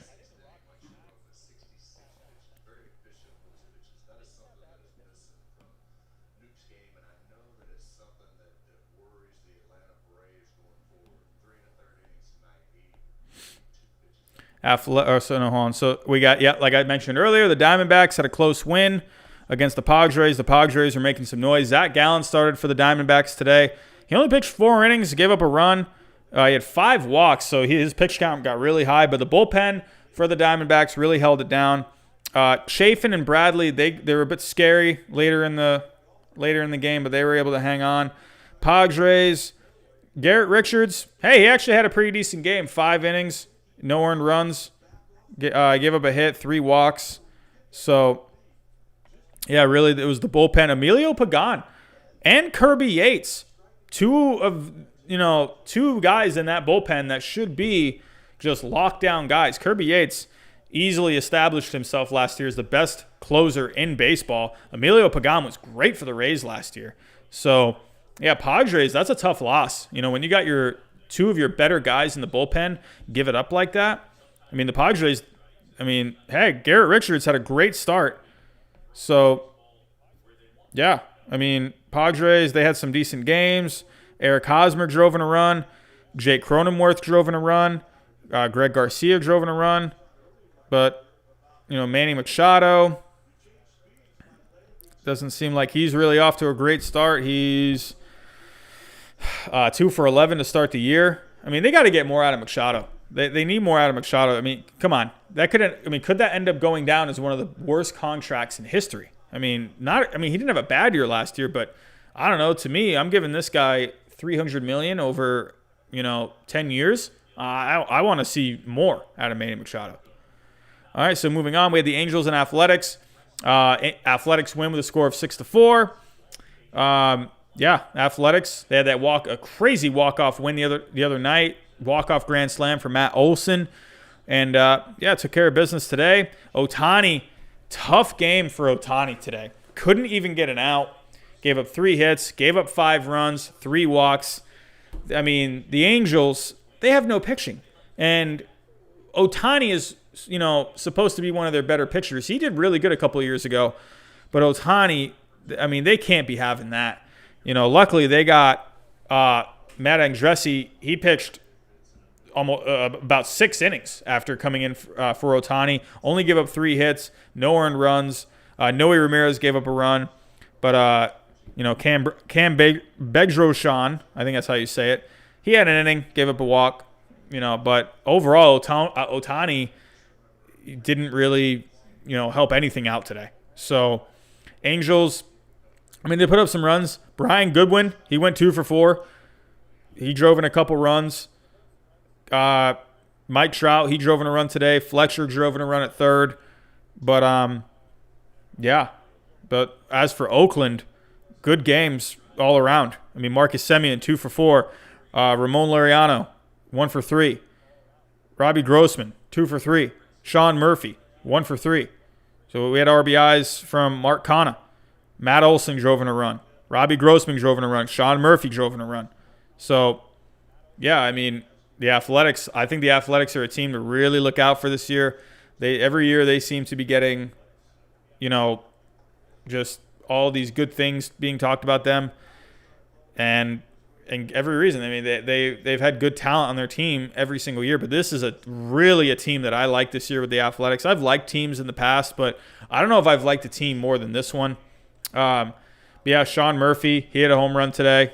So, yeah, Trout, so I forgot to mention that earlier. Trout, he had the RBI because of the home run that he hit. So, yeah, but solid win for the Athletics, especially division wins are going to be very important this year because that's one of the tiebreaker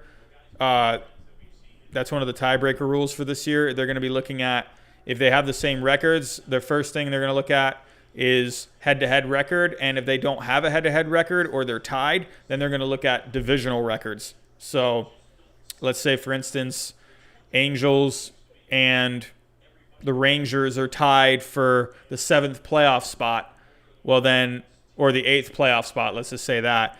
And if they have the same record, but the Angels have a better divisional record than the Rangers, well then the Angels will get that playoff spot. So division wins are going to be very important this year.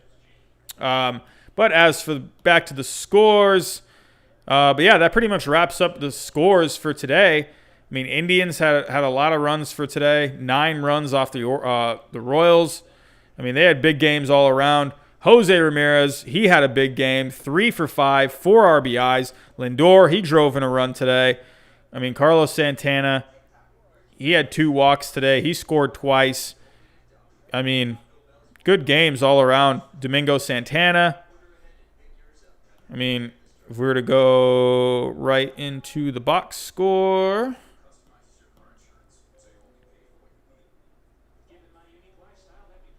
Yeah, home run from Jose Ramirez today. Yeah.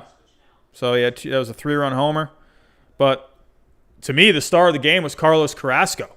First start of the season, coming off of a season just, coming back from the scary cancer stuff going on from last year. 6 innings, 2 earned runs for Carlos Carrasco. The Indians, to me, are a team you really have to pay attention to this year. I think they're very overlooked this year. So Indians are looking, to me, very good. Took 2 of 3 from the Royals. Clevinger pitched really well. Shane Bieber pitched awesome the other night. How many strikeouts did he have? How many did he have? I think he had like 13 strikeouts or 14. If we were to go to the box score there.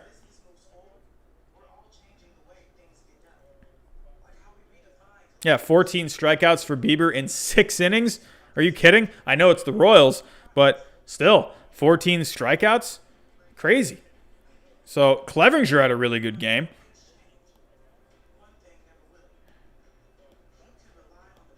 So if I had to go there. Yeah, it was a loss. It was an extra innings, but Clevinger pitched great. 7 innings, 4 hits, 2 earned. He did give up a couple of homers. He struck out 6. Clevinger, I think he's going to have a really good year this year. He's my pick to win the Cy Young. I mean, I don't know. Maybe I got to switch it to Bieber. 14 strikeouts in 6 innings. I mean, I don't know. But they have had good starting pitching the first 3 games. Bieber, Clevinger, Carrasco. I mean, I don't know. I think the Indians have something here. All right, let's get back to the comments. Again, if anyone is new, I see we have 13 people in here right now. So if you are new here, if you're just finding this channel, go ahead, subscribe down below. I'm going to be talking a lot of baseball from here on out. Hit the like button. If you haven't hit the like button already and you have been here, please hit that like button. It really helps this channel and this video, this live stream, get out to more people. That like button, can't stress enough how important that like button is. But yeah, if anyone, again, super chats are turned on. Not saying you got to leave a donation. That's not what I'm saying. But if you did want to have a question pop up on the screen, yeah, go for it. Go for the super chat there. I also have a lab or a link for Streamlabs in the description. I've set it to where you could leave the lowest dollar amount of $1, where you'll have an animation pop up on the screen and you'll have a question pop up there as well. So any money donated is going to go to just equipment for this channel. So, but yeah, either way, you just being here is all the support that I need. So.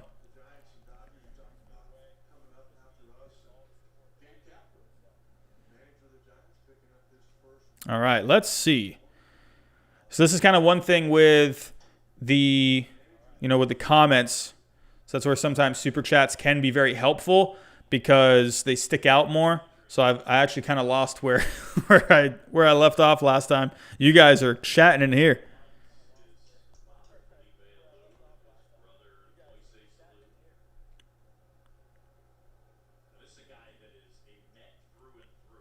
All right. So Jackson, yes, I wish baseball was more popular, but now it's all football and basketball. Yeah. I don't know why baseball is not being pushed, honestly. I mean, hey, those negotiations between the owners and the players, that didn't really help all that much. Have your students subscribe to you. Probably going to lay off there. I actually do have one student that is subscribed to this channel. He's one of my former students, so he comes in once in a while. So, yeah. I'm sure they'll find this channel eventually. We can't ever play wiffle ball anymore. It's like everyone grew out of it, and it seems like nobody wants to practice with me. Is that the same as your situation? Yes. I mean, man, wiffle ball was great. I used to, when I was in middle school, when I used to live in Massachusetts, that was fantastic. I had a few buddies in my neighborhood. He had a big backyard where he actually had like a field set up. He had bases and everything. Yeah, we played a ton of wiffle ball. That was awesome. Do some of your students like baseball? It would be cool having a teacher to talk about baseball. There were a few teachers that chatted about baseball. Well, the thing is, last year, I think I had one student that liked baseball. But as for this year, I don't even know. School hasn't started yet. I'm still on summer vacation, so I don't even know what students I'm going to have. So I hope a couple of them like baseball.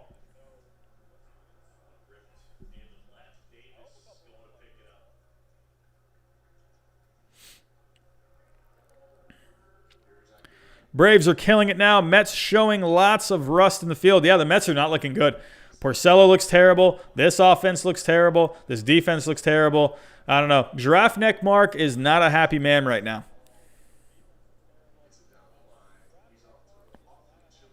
Hey, what's up, Dictator? What's going on? I watched all of the Cardinals games. They got something cooking early, but got shut down a few times. Then when Hudson got knocked down, they just couldn't get it going. Yeah, it seemed like that seemed like kind of a game where it wasn't too far out of reach. But hey, that Cardinals offense has looked pretty good in the first series. So that's what I'm saying. People, even myself, I'm coming into this season not too high on the Cardinals, but they just seem to do good every single year. So. Hoping the Mets can choke against Boston. We're going to need them to choke. The Red Sox, that's over his head. The Red Sox, they need to sweep this series. They just lost 2 or 3 against the Mets. If they want to get any credibility back, they need to sweep this series against the Mets. 2 out of 3 minimum. They got to win this series at the minimum. That'll put them at 3-3. So, that's what I'm afraid of with the Red Sox this year. I'm afraid that they're going to be a back and forth kind of a team. Win a series here, lose a series here, win a series here, lose a series here. That's what I'm afraid of with the Red Sox. Don't be surprised about the Blue Jays finishing 4th and the Red Sox finish last. Don't be surprised. The Blue Jays, they have looked pretty good. They did lose 2 of 3 against the Rays, but the Blue Jays, they've looked pretty decent. Let me go to that Rays Blue the Rays Blue Jays game from today. That looked like a phenomenal game. I didn't watch, but that went to extras. The Rays made 2 comebacks to eventually win that game. Ji-Man Choi, I mean, he had a hit, a couple RBIs. I think Ji-Man Choi, I think he got a hit from the right side of the plate. I think I saw something about that because I think he's a lefty hitter. And I think he batted from, he bats left, and I think he got a hit from the right side of the plate today. I don't know where I saw that. Yeah, he became he hit from the right side today, and he got a home run. So, he's out of his freaking mind. Brandon Lowe had a good game, 3 for 5. He drove in a run. Kiermaier, 1 for 5, couple RBIs. He had a triple today. Manuel Margot, he got a hit. Overall, not so great. Hunter Renfroe, he doesn't even have a hit on the year so far. Michael Perez, he came in at one point. Adames, he went 1 for 3. Who pitched today? Blake Snell. He only pitched 2 innings today. Blake Snell only pitched 2 innings today. 3 hits, but he struck out 5. He had a couple of walks. What was going on with him? Was it his pitch count? Well, I don't know what happened there. So, Snell, he only threw 46 pitches. Can anyone confirm why Snell left the game today? Blake Snell, let's see. Or did he just... Was he just like on a small pitch count, or what was going on?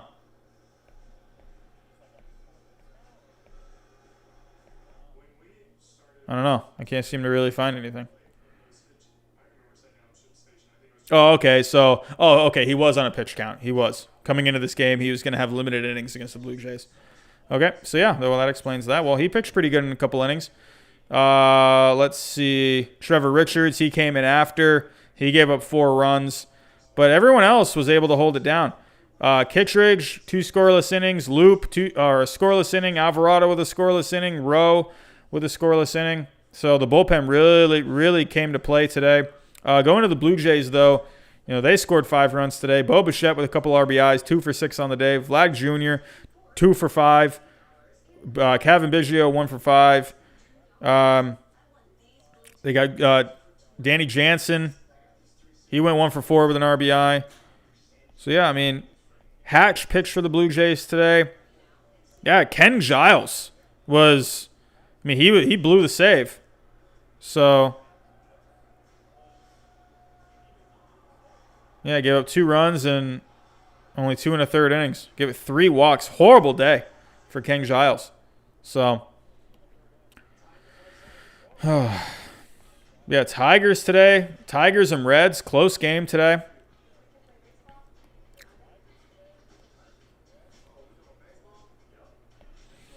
So, yeah, for the Reds, they had... Come on. So, for the Reds, yeah, they had Trevor Bauer. Wow, Trevor Bauer pitched a good game today. 13 strikeouts and 6 1/3. Very good day for Trevor Bauer. Gave up a home run. Amir Garrett, Pedro Strop pitched really well. Lorenzen, though, that seemed to be, so, the Tigers, they scored two runs in the top of the 9th. And the Reds, so it was a tie game going into the 9th, and Lorenzen couldn't hold it down. The Reds, they did score a run in the 9th inning. But, yeah, I don't know. Yeah, Votto, he went 1 for 5 with an RBI today. Let's see, Castellanos, he went 1 for 4. Yeah. Aquino, he came in. He had an RBI double. Yeah, pitching for the Tigers today, though. Tigers had Turnbull. Hey, 5 innings, 1 earned. 8 strikeouts. He did walk 4. But yeah, a decent day from the bullpen. Soto, Kisnero. Let's see, Joe Jimenez. He did give up a run, though. But, hey, Tigers, they're pulling out a win. They're 2-1 on the year. Look at the Tigers. Throw Spencer Torkelson in there. I mean, hey, you could have a playoff team, right? Get Casey Mize up there. I mean, hey, the Tigers not looking too bad at that point.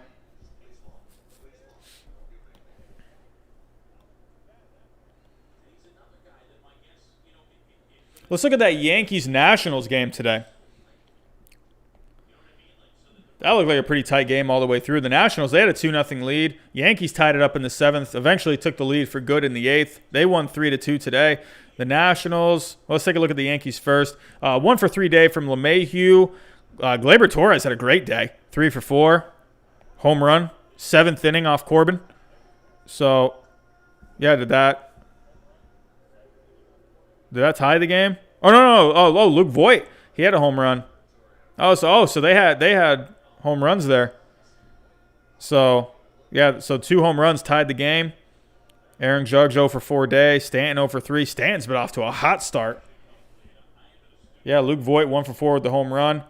Overall, Gleyber Torres, he drove in 2 runs total. Yeah, Gleyber Torres, I mean, that ended up being. So, yeah, Gleyber Torres, top of the 8th. He had the game-winning hit. So, yeah. But overall, for the pitching for the Yankees, how do you say this name? He pitched 3 innings. He basically opened the game for the Yankees. Loaisiga. He pitched 3 innings, gave up a run. Hale gave up a run after him. Ottavino pitched a scoreless inning. Green came in. He pitched 2 scoreless innings. Conley. And then Zach Britton got the save. So, and then for the Nationals today, yeah, Patrick Corbin. He pitched really well today, Patrick Corbin. 6 1/3, 1 earned, 2 hits, 8 strikeouts. Did give up 1 home run. But yeah, it's just that Nationals bullpen. Harris couldn't hold it down. Doolittle gave up a run. Rainey, he came in for a third of an inning.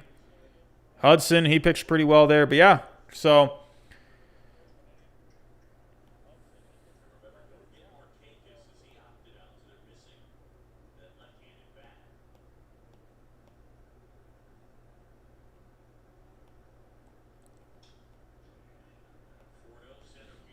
hard to look at the game from yesterday with the Nationals and the Yankees. Yeah, the Nationals, after they lost to the Yankees on opening night, they came back with a vengeance. The next game scored 9 runs on the Yankees. Paxton, he did not have a good start for the Yankees on Saturday. He gave up 3 runs in 1 inning. They took him out. They had King. Who is this? They had Michael King come in. I mean, but he didn't do very good. He came in, pitched 3 1/3, 4 earned runs. I mean, yeah, not very good. Yeah, I mean, that was just really just a mop-up game for the Yankees at that point. But the Nationals, they really came out. They had, who in the world? Eric Fetty. He came in. So I think Strasburg got scratched from that game. So, yeah, it was 4 innings. He only gave up 1 run. So, yeah, the bullpen did really well. Rainey, Harper, Bork, Finnegan, they came in and pitched very well out of the bullpen. But the Nationals offense, I mean, they scored 9 runs on 13 hits. Trey Turner was actually, he was hitless out of the leadoff spot yesterday. Eaton came in, 1 for 5. Castro, he was 1 for 4. Yeah, Asdrubal Cabrera, 3 for 4, 2 RBIs. Robles had a game, 3 for 4, 4 RBIs.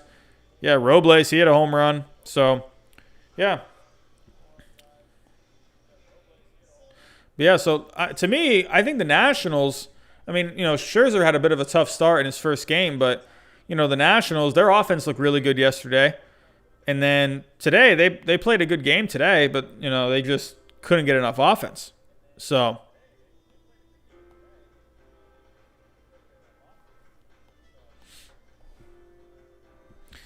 all right. Yeah, right now, if you are just joining us, we are watching the Braves and the Mets. We're just talking about some baseball. We're talking about some scores from today. We're going over some games. We're going over some box scores, going over some games from this past weekend. But yeah, right now, this is not a close game. Mets are down 10-1 here against the Braves. Braves are looking very good. Dansby Swanson's looking very good in this game. So right now, I've already go to the box score for this game.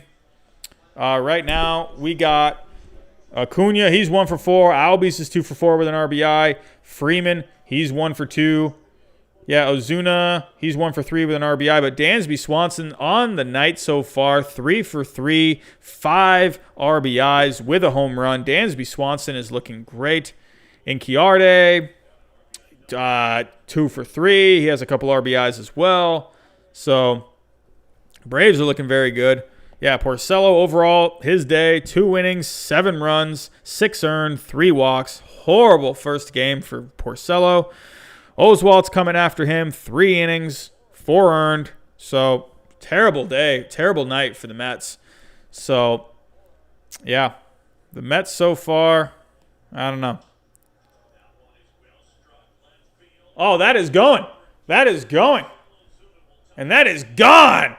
Marcell Ozuna with a home run. The Braves make it 11-1, and the Mets terrors continue here. The Braves are clicking, absolutely clicking. The offense is all over the place. Newcomb, you would have liked to see a longer start from Newcomb, but overall he was pretty effective in 3 1/3. 3 1/3 innings, 3 hits, 1 earned, couple walks, strikeout. But Chacin, he's come in, inning and 2/3, sorry, but no earned runs. So Braves are looking very good here. Marcell Ozuna, he's having a good game. So, yeah, this is a good game for the Braves. All right. Let's get to some comments. Verlander has sunk. I repeat, the USS Verlander has hit an iceberg and has sunk. Hey, very well could be. So let me check out some latest news for Verlander. So as of right now, he's just out with a forearm strain, but disputes report that he's done for season. So Dusty Baker on the Verlander injury. It's a forearm strain. He's shut down for a couple of weeks, and we'll reevaluate that time. That's all I can tell you. So Justin Verlander, he tweeted out a few hours ago, the report that I'm currently missing the rest of the season is not accurate. There's a forearm strain. I'm hopeful that with some rest, it will heal, and I'll be able to return soon. Thank you for all the well wishes. So, yeah, someone else tweeted. Who was this? Chandler Rome, Astros beat writer for the Houston Chronicle. He's reporting that Justin Verlander's out for the season. So, I mean, I don't know where he's getting that from. Justin Verlander had an MRI yesterday. Dusty Baker said he told the team his arm was tender during Friday's start. I mean, I don't know. I feel like we see this kind of story a lot where guy goes out with a forearm strain. There's all these different reports. Out for the season. Could only miss maybe a month. I mean, I don't know. In a short season like this, I mean, how long is he going to be out, you know? Yep. Hey, Mitchell, what's going on, man? Welcome. With Justin Verlander out for the season, their list of pitchers in Houston grows thin. So, yeah, Houston, Zach Greinke, Lance McCullers. So, they're going to need some guys to step up there. Yep, ouch. Big hit for Houston. Yep, huge hit. That's why, I mean, going into this season, I had the Athletics winning the division because I didn't know what was going on with Justin Verlander. Zach Greinke, he's not getting any younger. Same for Justin Verlander. You don't know what you're going to get from Lance McCullers Jr. So, oh, that is hit deep. That is going deep. Oh, my goodness, that was hit deep.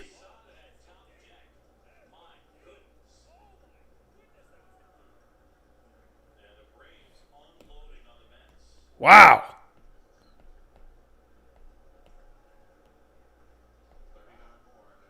Austin Riley. He just torched that ball. Absolute piss missile out to left field. Goodness. Woof. What a swing. 111 mile exit velocity. 111 mile per hour exit velocity. Goodness gracious. 458 feet. That ball was tattooed.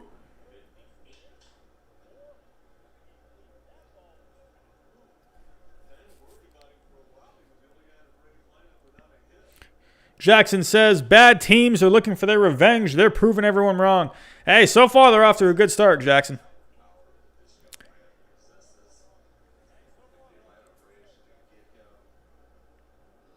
Jackson says, imagine if it's an Orioles and Marlins World Series or Tigers and Marlins. I mean, I would be really interested in that. That'd be crazy.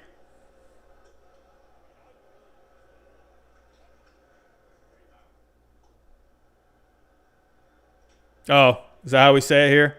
Johnny Lasagna.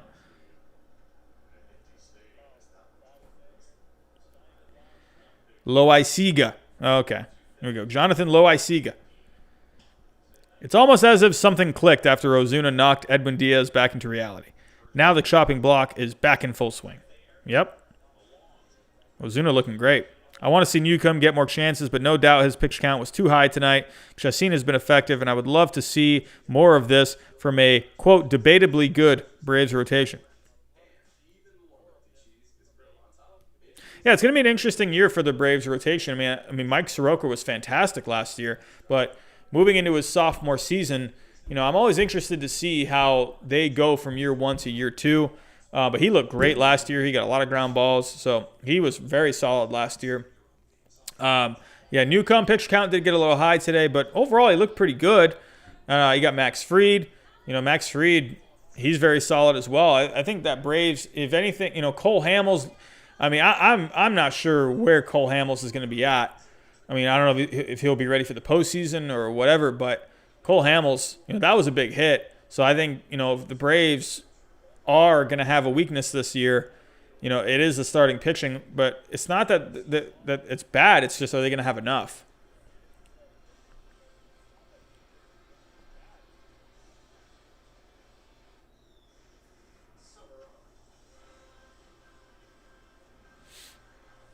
Yeah, Dictator, that was an absolute bomb.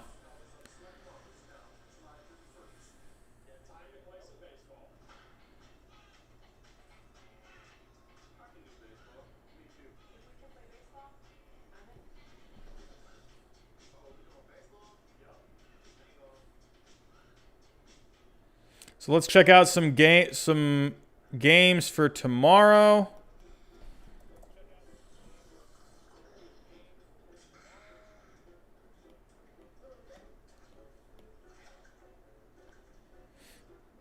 So we got a lot of new series coming up tomorrow. Let's see, Angels Athletics. They're going to finish up that series. Or are they just starting a new series? And they're going to be playing. Hold on, let's take a look.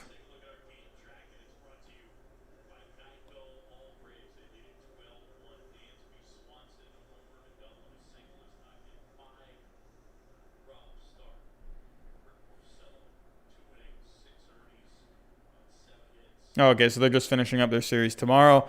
And then the Athletics will be moving on to play Colorado.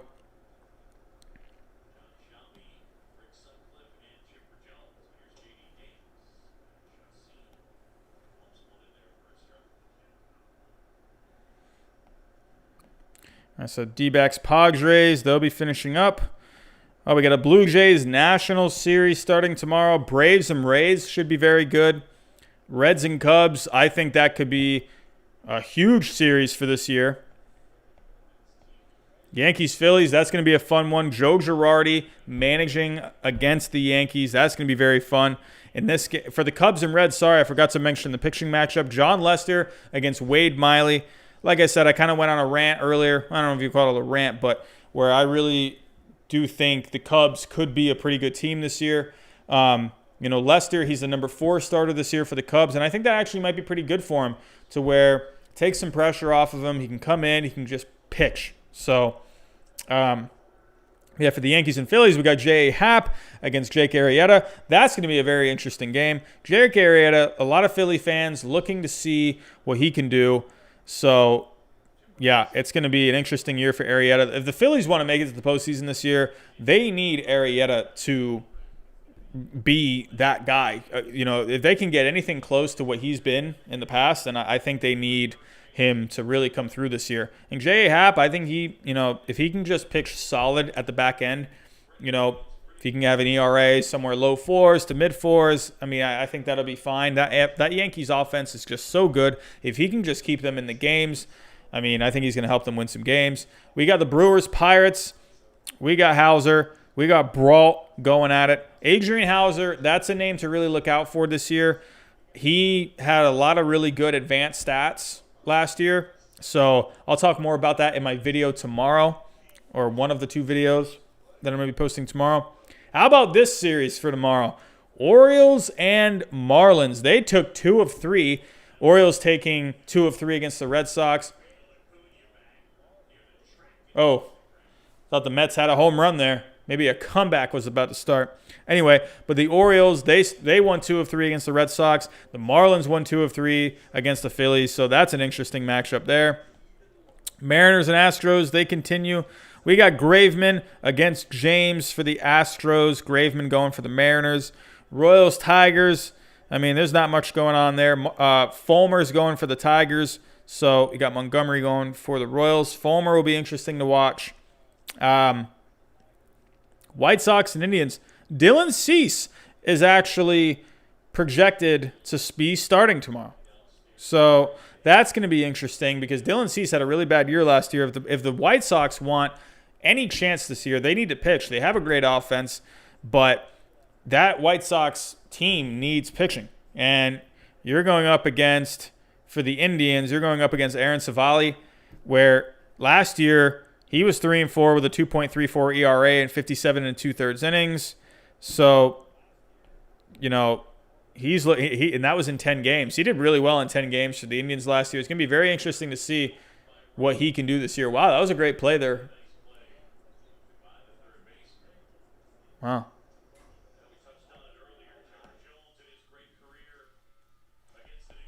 Moving on. And last but not least, we got the Mets and the Red Sox. So Michael Wacha, he'll be pitching his first game for the Mets. And then Josh Osich is starting for the Red Sox. So that's going to be very interesting. I don't even think did Josh Osich even have, he has pitched 1 game this year, but Josh Osich, this is Josh Osich's first career start for the Red Sox. So it looks like this will probably just be an opener kind of a game for the Red Sox. So, yeah. And I think the Red Sox, they may have to adopt this kind of style to where, you know, this rotation is looking really bad right now. Martin Perez looked really bad yesterday. Ryan Weber looked really bad today. I mean, you know, really all they got going right now is just Nathan Eovaldi, Eduardo Rodriguez. Who knows when he's going to be starting. So the Red Sox are really thin on starting pitching right now. They have a good enough offense to get them to the postseason. They have a decent enough bullpen to get them to the postseason. But are the Red Sox going to have enough starting pitching? That's going to be the problem. Let's get back to the chat. SoundFX09, that's what I think will decide how far the Braves go this year. Can the starting rotation and bullpen figure things out like the Nationals did last year? If so, World Series caliber. If not, Division Series or Championship Series at best. Yeah, so, I mean, as of right now, I am a little down, or coming into the season, I was a little down on the Braves, but they definitely have a lot of talent on that team. I could definitely see that team getting to a Division Series easily. Hey, Aiden, what's going on, buddy? Welcome. Baltimore versus Miami. I have Miami since they have a decent rebuild going on and have pieces. Baltimore, nothing but a dumpster fire at best due to a horrific rotation. Well, we lost to that dumpster fire 2 out of 3. So, I hate the Orioles right now. How do we lose 2 out of 3 to the Orioles? You can't lose 2 out of 3 to the Orioles. Come on. That's not good. Those are games we have to be winning this year. So, this game was a slaughter. Mets rotation fallen so far in the last 6 months. I mean, you know, the Mets, you got DeGrom. He's going to pitch his butt off every single start. And then after that, I mean, you got Stroman's pretty good. But, you know, Porcello, he got lit up. How's Wacha going to do against the Red Sox tomorrow? That's going to be interesting. You know, if we're looking at Michael Wacha last year for the Cardinals, so after 7 years with the Cardinals, he finally went to the Mets, or he finally left the Cardinals and went to the Mets. But last year he was 6-7, 4.76 ERA. He started 24 games. So, you know, definitely did better than Porcello did last year. So I would expect Wacha to, you know, at least be pretty decent tomorrow. But the Red Sox, they're really going to have to, if the Red Sox want to bounce back, this is a game that the Red Sox need to take. Michael Wacha is, like I said, 4.76 ERA last year. He did have a 3.2 ERA back in 2018. But Wacha, coming off not a great year, the Red Sox really need to take advantage of that. They really need to have their bullpen come through tomorrow. The Red Sox really need a good game tomorrow from the pitching. So starting pitching has definitely been their Achilles heel.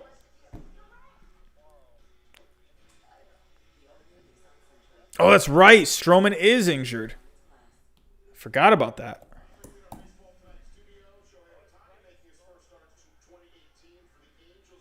Yeah, the calf. Goodness gracious. I forgot all about that. Goodness gracious. Yeah, Mets pitching, man. Syndergaard, Stroman. Can the Mets ever catch a break? I don't know. Maybe Giraffe Neck Mark should stop picking the Mets every single year and, maybe they'll actually win. Who knows? Maybe he's cursing them. I'm just kidding. I don't think he's cursing them.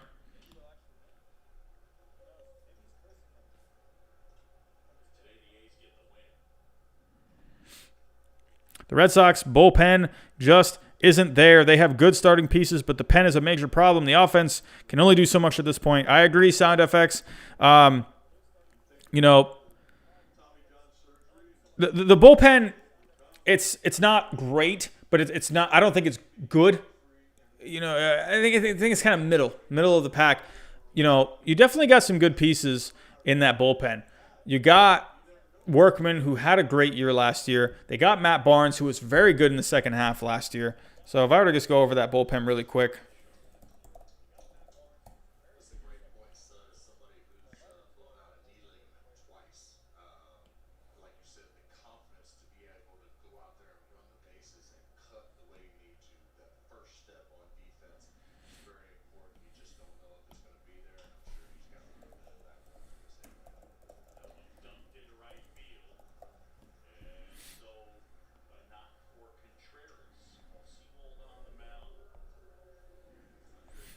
Yeah, so the Red Sox, they have some pretty decent pieces. Like I said, they're not going to blow you away, but I am looking to see what Brandon Workman can do this year.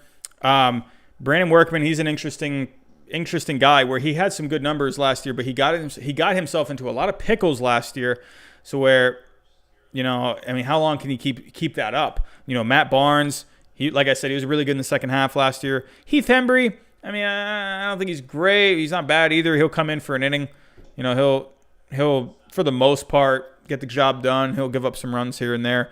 Marcus Walden, he was really good last year. He was kind of like their long man last year. Colton Brewer is pretty good. Ryan Brazier had a really good 2018, had a really tough 2019, so hoping he can bounce back. Josh Taylor, Darwinson Hernandez. Josh Taylor, he put up some pretty good numbers last year.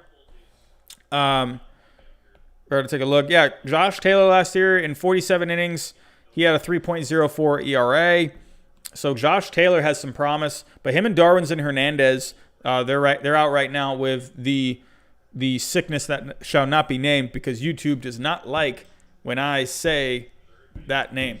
But Darwinson Hernandez, he actually, out of pitchers that threw at least 30 innings last year, so I'll say that again, out of pitchers that threw at least 30 innings last year, he had the highest strikeout per nine rate. He had more than 16 strikeouts per nine and that ranked first among pitchers that threw at least 30 innings. That's really good. Darwinson Hernandez has great stuff. I think he could be a future closer for the Red Sox because he gets a lot of strikeouts. He has really good life on his fastball. His slider can be devastating, but he has problems with his control. Hoping he can bounce back this year with the control and just be a more valuable piece in that bullpen. You got other guys like Austin Bryce. He was decent with the Marlins last year. Josh Osich, he's going to be starting tomorrow. He's going to be opening that game tomorrow. Jeffrey Springs, Kyle Hart. They did just bring in Zach Godley. He was really good for the Diamondbacks a few years ago. But, Zach Godley, he's really kind of digressed in the last few years. So the Red Sox are kind of hoping they can get something out of him. That guy still has a filthy curveball. Go look up on YouTube, Zach Godley curveball. Has a nasty curveball. But yeah, so it'll be interesting for the Red Sox with the pitching. They do have some guys in their camp. They got a guy like Brian Mata who's in the minors, last year. I mean, they do got some guys. They got Tanner Hulk. He was down there last year. He's on that roster. There's really not much. I mean, maybe Jay Groom helps out at one point this year. They picked him in the first round a few years ago, but he's been dealing with Tommy John. I don't even know if he has at least 20 professional innings in his career. So, just another episode of LOL Mets. Definitely. Marlins lead the National League. Look out for the Marlins, man. I think they're going to be pretty good. I mean, there's a lot of pieces in the Red Sox lineup. It's just not meshing right now. I don't see a playoff team. This is a recipe for 30-30 at best right now. Yeah, I'm kind of right there with you. My bias, I think, is making me give them a 31-29 record. But that could just be my bias. Is that Ozzie Albies? Ozzie Albies with a home run. The Braves lead it 14-1. Ozzie Albies with a shot to center field. That was a great swing on that ball. LOL Mets continue. Wow, that was a shot. Opposite field, more towards left field there. Wow. This Braves team is looking phenomenal tonight. I will say they just cut to that at-bat, like after the replay, and I saw the cardboard cutout sitting in the stands, and for a second that tricked me. I was like, wait, there's people? And then I was like, oh, wait, no, they're just cardboard cutouts. What do you guys think about the cardboard cutouts? Let me know in the comments. Tell me in the comments, do you think the cardboard cutouts are a good idea? Do you think the cardboard cutouts are just weird? Do you think they're, whatever? What do you think? Brewers suck. I wouldn't be too low on the Brewers. I think they actually have some decent pieces. I think they could make a run. I don't know if they're going to have enough, but I really like Brandon Woodruff and Adrian Hauser at the top of that rotation. I think those guys, they had really good advanced stats last year. They were both pretty hard to hit last year. So really look out for the Brewers this year. They could definitely be a surprise team. Hey, it looks like Ozzie Albies, he is on his way to another really good season. Let's see, Justice. I'm going to say 16-1. I say the Braves get a couple more runs by the end of this game. That offense is just so hot.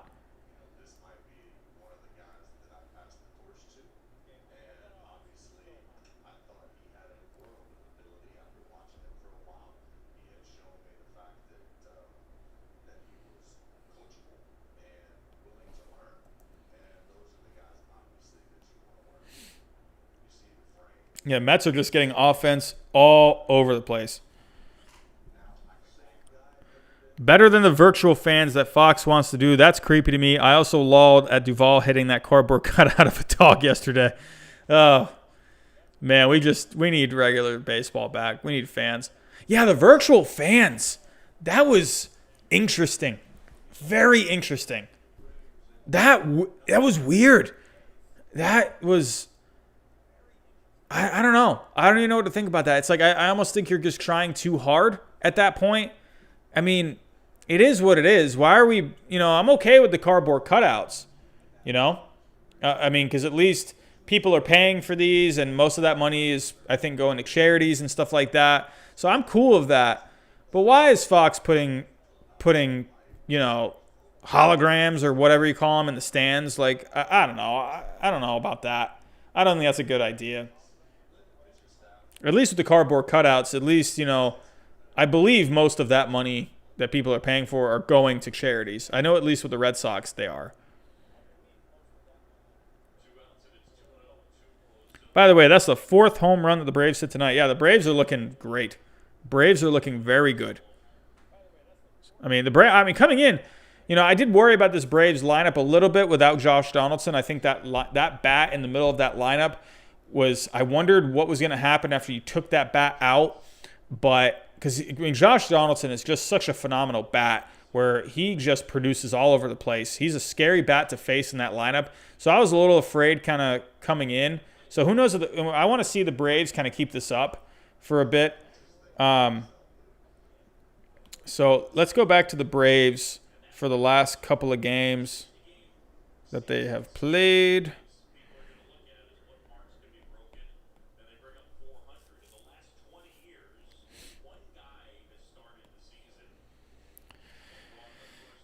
Okay.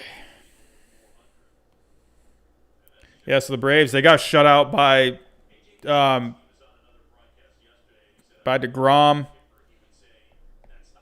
Yeah, DeGrom was just absolutely nasty on Friday. Oh, he only pitched 5 innings. I thought he pitched longer than that. But Seth Lugo, Wilson came in, Diaz came in, got the save. Yeah, that Mets pitching looked really good, but that Mets offense just did not look very good. And then for Saturday, the Braves picked up a win. They scored 5. So let's go to the box score there.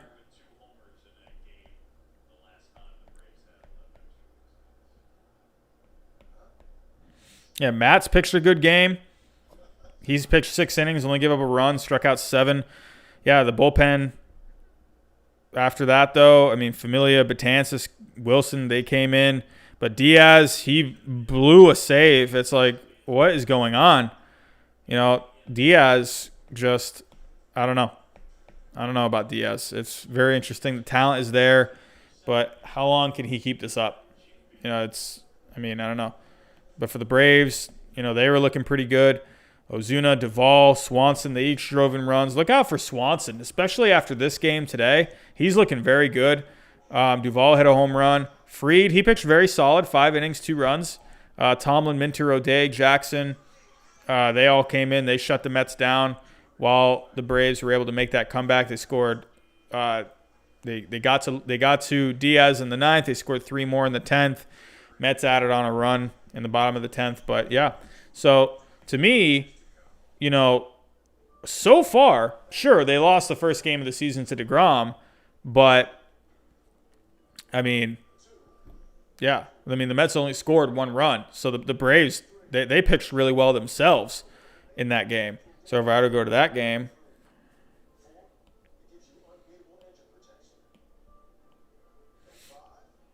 yeah, Soroka, he pitched really well too. Soroka, 6 innings, 4 hits, no runs. So to me, the Braves have looked very good. So I could definitely see this Braves team, you know, being pretty good. So maybe I've really underestimated the Braves. Honestly, I wish Major League Baseball would allow stadiums to open at the approval of each individual state. That way, whichever states want to open things up can open up, while the ones that want to close can stay. Yeah, it's a mess right now. I don't even know what's going on. I'm hoping by the end of the season we'll see something. I don't know. I'm very pessimistic about it. I definitely think we'll have fans next season, though.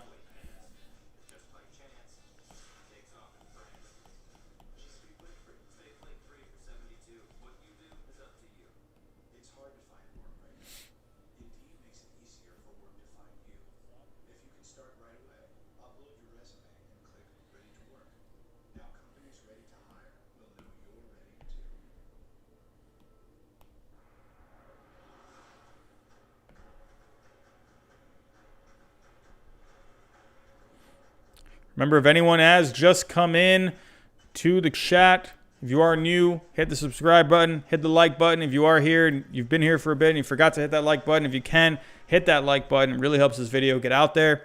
But yeah, we are getting near to the end of this game. We'll stick around for a little longer. So right now, we are, yeah, we're going to the bottom of the 7th, so I think we're looking at maybe another, maybe another 30 minutes here for this game, maybe another 30, 45 minutes. But I think at this point, yeah, this game is pretty much over. So, yeah, we'll close up shop here, probably like 15, 20 minutes or so. So I would like to maybe see some of these guys in the bullpen. But, but the Braves right now, they have just looked phenomenal.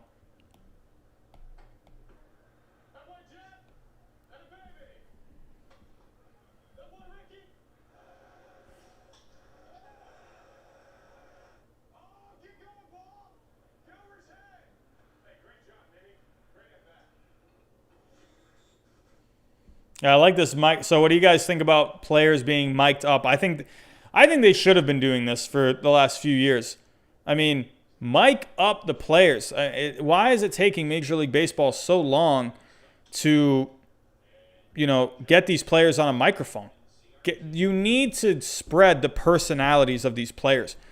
I mean, make it fun. That's what baseball needs. It's, for the common folk, baseball can be a very boring game.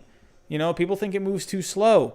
Especially like it's, some people find it hard to watch on TV. Get these players mic'd up. I remember when Mookie Betts was mic'd up in a spring training game a few years ago, and he was running a ball down in the outfield, and he said to whoever he was on ESPN with, he's like, "Oh, I'm not getting to this one, boys."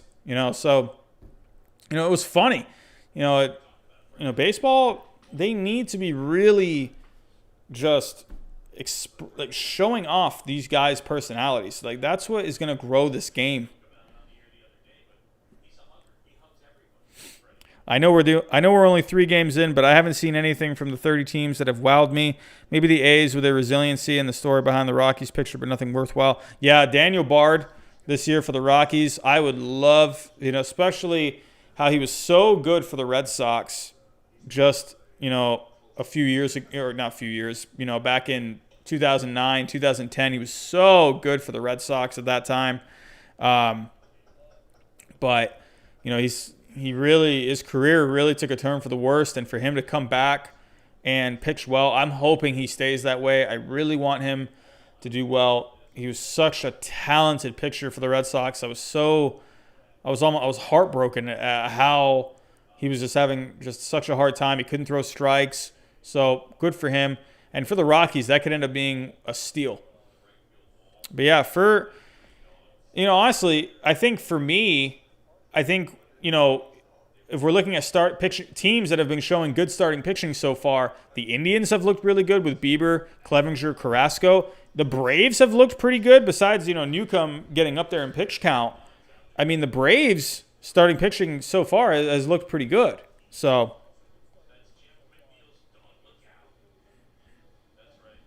I want the Mariners to be horrible this season so we get a really good prospect to complete the farm system. Yeah, man.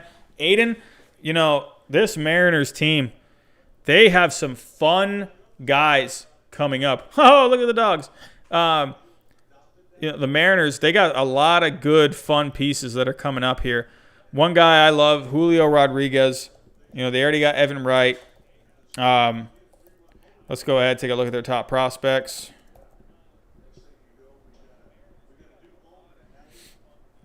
Yeah, Logan Gilbert. That's going to be fun. Oh, Jared Kelenic. How did I forget to say that one first? Jared Kelenic, he looks like a fun player. Julio Rodriguez. Logan Gilbert did really well in the minors last year. Evan White's already up. George Kirby soon. Maybe another year or two. They just drafted Emerson Hancock out of Georgia. I think, there is some fun stuff for the Mariners. Kyle Lewis is already up here. Jake Fraley, Cal Riley, Justin Dunn. The Mariners, they have a really promising future. The Mariners are a team where it's like, oh my goodness, I really want the Mariners to just do well. A lot of great young players. They got off to a really good start last year, and I thought like, oh wow, hey, here are the Mariners, and now they fell off. So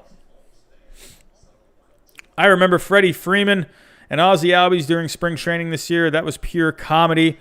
The only reason they're not doing it is out of fear of something not meant to be said getting out. Yeah, that's the only thing. I think if they, man, you know what I mean? Because that can be a bit risky. Player accidentally, says a curse word out in the outfield or something, or out in the field. That wouldn't look very good. But I think if they're able to, kind of show the audio like at some points during the game, not just not live, I think that's fine. Who do you think will win the AL West in 5 years? Interesting. I mean, honestly, if the Angels can just get some pitching, I mean, they already have some, they still have Mike Trout. I still think Mike Trout is going to be good in 5 years. I mean, who knows how Anthony Rendon's going to be at that point. But, you got a guy like Joe Adell. He's going to be coming up, and there's I'm going blank on his name. Another outfield prospect. Darn it. Going blank. Oh, Jordan Adams. This is a guy, he's very young right now. He's still maybe 2-3 years away. Just incredibly fast. He got the highest scouting grade for his speed that you could get. Very athletic. Already a pretty solid hit tool, solid power. That's a guy to really look out for. They just need pitching. So, I mean, yeah. They just need pitching.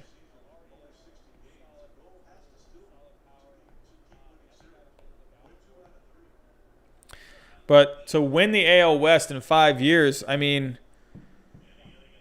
I would love to say the Mariners. I think the Mariners, at that point, they got a lot of good pieces.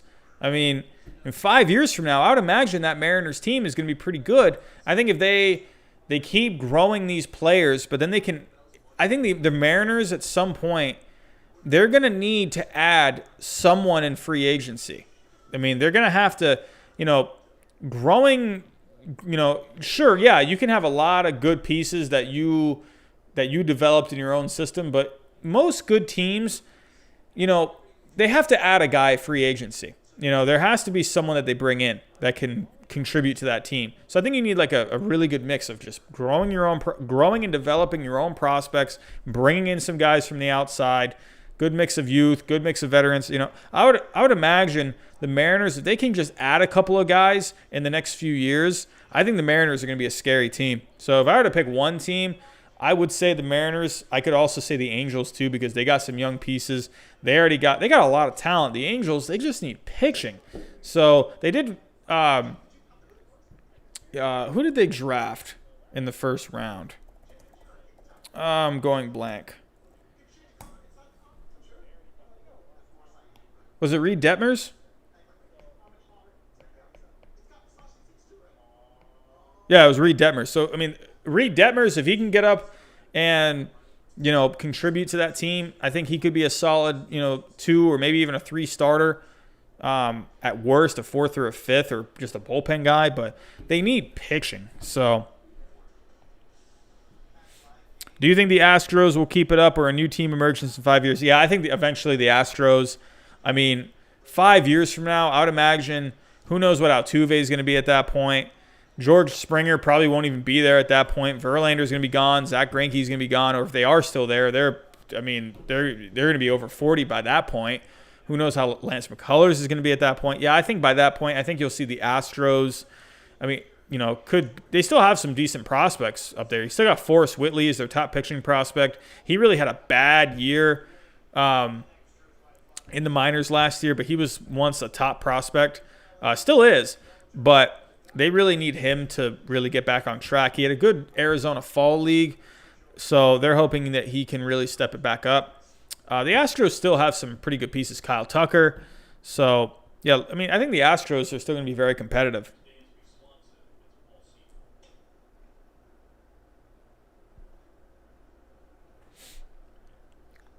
I don't know why, but I'd pick the Texas Rangers. There's pieces there, and I think they're better than what everyone thinks. Yeah, no, the Rangers, they have a good team, but really with the Rangers, their farm system is pretty weak. They only have, I believe, 2 guys in the top 100 prospects. I can confirm that.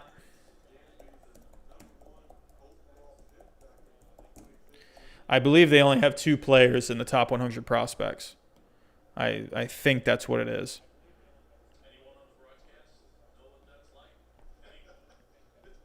Yeah, they only have 2 guys.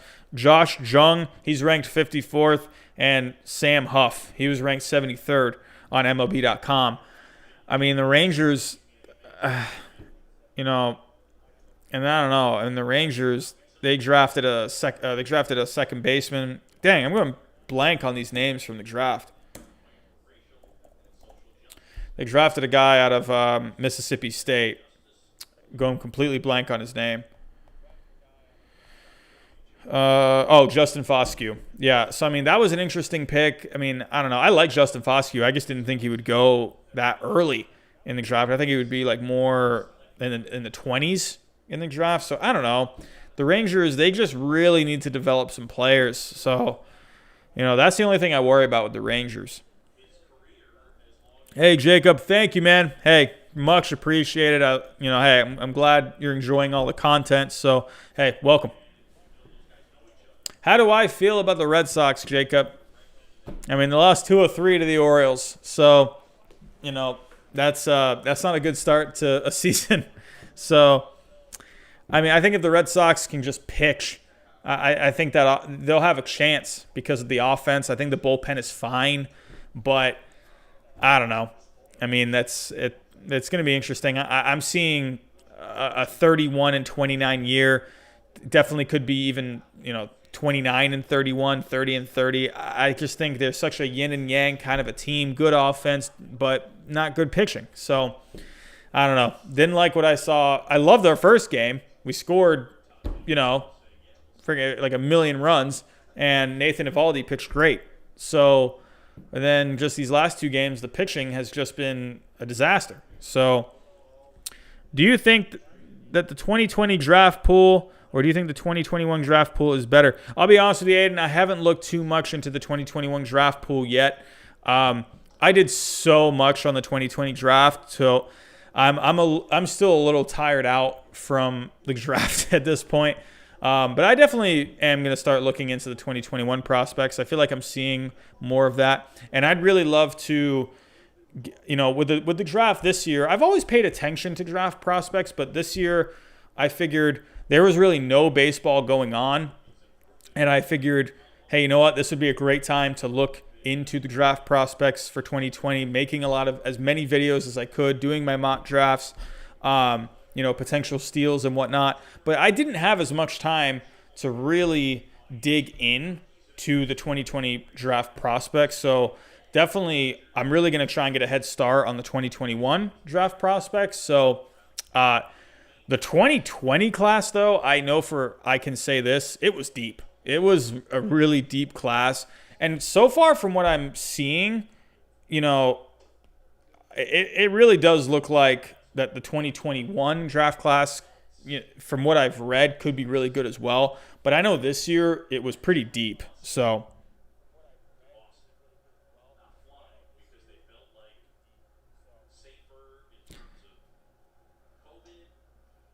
any pitching prospects the Red Sox could bring up? I mean, they got Brian Mata, who could maybe do something. He was fine last year in the minors. If I were to go to his stats from last year.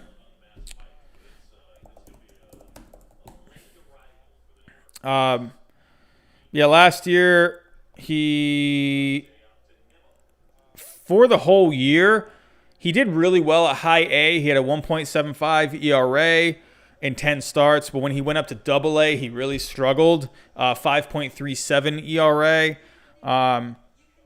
He definitely struggled when he got to double A last year. I remember when he was at high A in Salem, everyone was really high on him, and then as soon as he got to double A, he struggled. And he threw in he pitched out of the bullpen in 8 games in the Arizona Fall League. He had an ERA of 5.23. I mean, I don't know what he could give. I mean, I don't know. Those aren't numbers you're going to like. Tanner Hulk, he could maybe come up. Last year in Double A and Triple A last year, he had an ERA of 4.01. I mean, not great. So I don't know. There's not really many guys that the Red Sox could bring up at this point. Trust me, I think they would have already if they had it.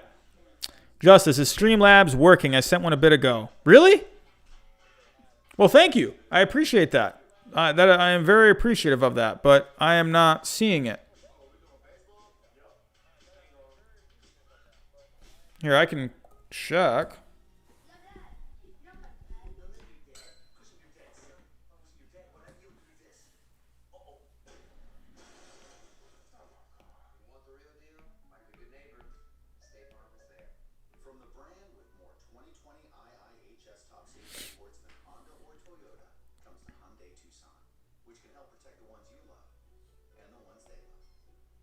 Yeah, I see it here, Justice. I'm not sure why. I'm not sure why that didn't come up. I don't know why. Let me see.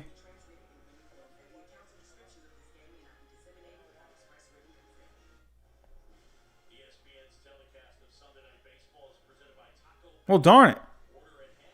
I don't know. I mean, I was able to get Streamlabs set up today, but I don't know why. I was doing all these. One of the reasons I was taking a little bit was because I was testing out Streamlabs on my phone. I mean, that's why I had those testing live streams going on, so I could test it. And I was sending the tests and everything. But hey, Justice, thank you so much for the donation. I very appreciate it. But I see it here. Who, in your opinion, are the best sleeper MVP candidates for both AL and NL? And will anyone beat Trout? Also, first donation. Yes, that was my first ever Streamlabs donation. Thank you so much for that. Really appreciate that. To be honest, I have a sleeper winning it. I picked Matt Chapman. I think Matt Chapman is phenomenal in the for the American League. I think he could absolutely beat out Mike Trout for this year. Matt Chapman is fantastic defensively. I love Matt Chapman. He is just so good at third base. His power has gotten better every single year. He's added more home runs. He's added more RBIs each year. I think Matt Chapman could really take a step this year. Even Matt Olson. Matt Olson is very good at first base. So I think one of those two guys could definitely win it in the American League. As for the National League, I picked Ketel Marte. But if I were to really look at some other guys, I'm kind of having a little trouble thinking of some off the top of my head. But as of right now, I have Ketel Marte winning it. I think Ketel Marte, I wouldn't say he's too much of a sleeper, but I don't think a lot of people think about him very much. To where he was a guy that had a wins above replacement above 7 last year. Right? You didn't really ever hear too much about him. You did hear about him, but you heard about him on like MLB Network and stuff like that. You wouldn't hear about him on ESPN. Like ESPN talks about Mike Trout and everything like that. But I think Ketel Marte, I think you could consider him at least outside of the baseball world. Outside, for the casual person, people, they know Mike Trout. They've probably heard of Mookie Betts, players like that. But if Ketel Marte were to win that award, I think some people would be like, who? I thought Mike Trout was good, So let's take a look. Hold on a second.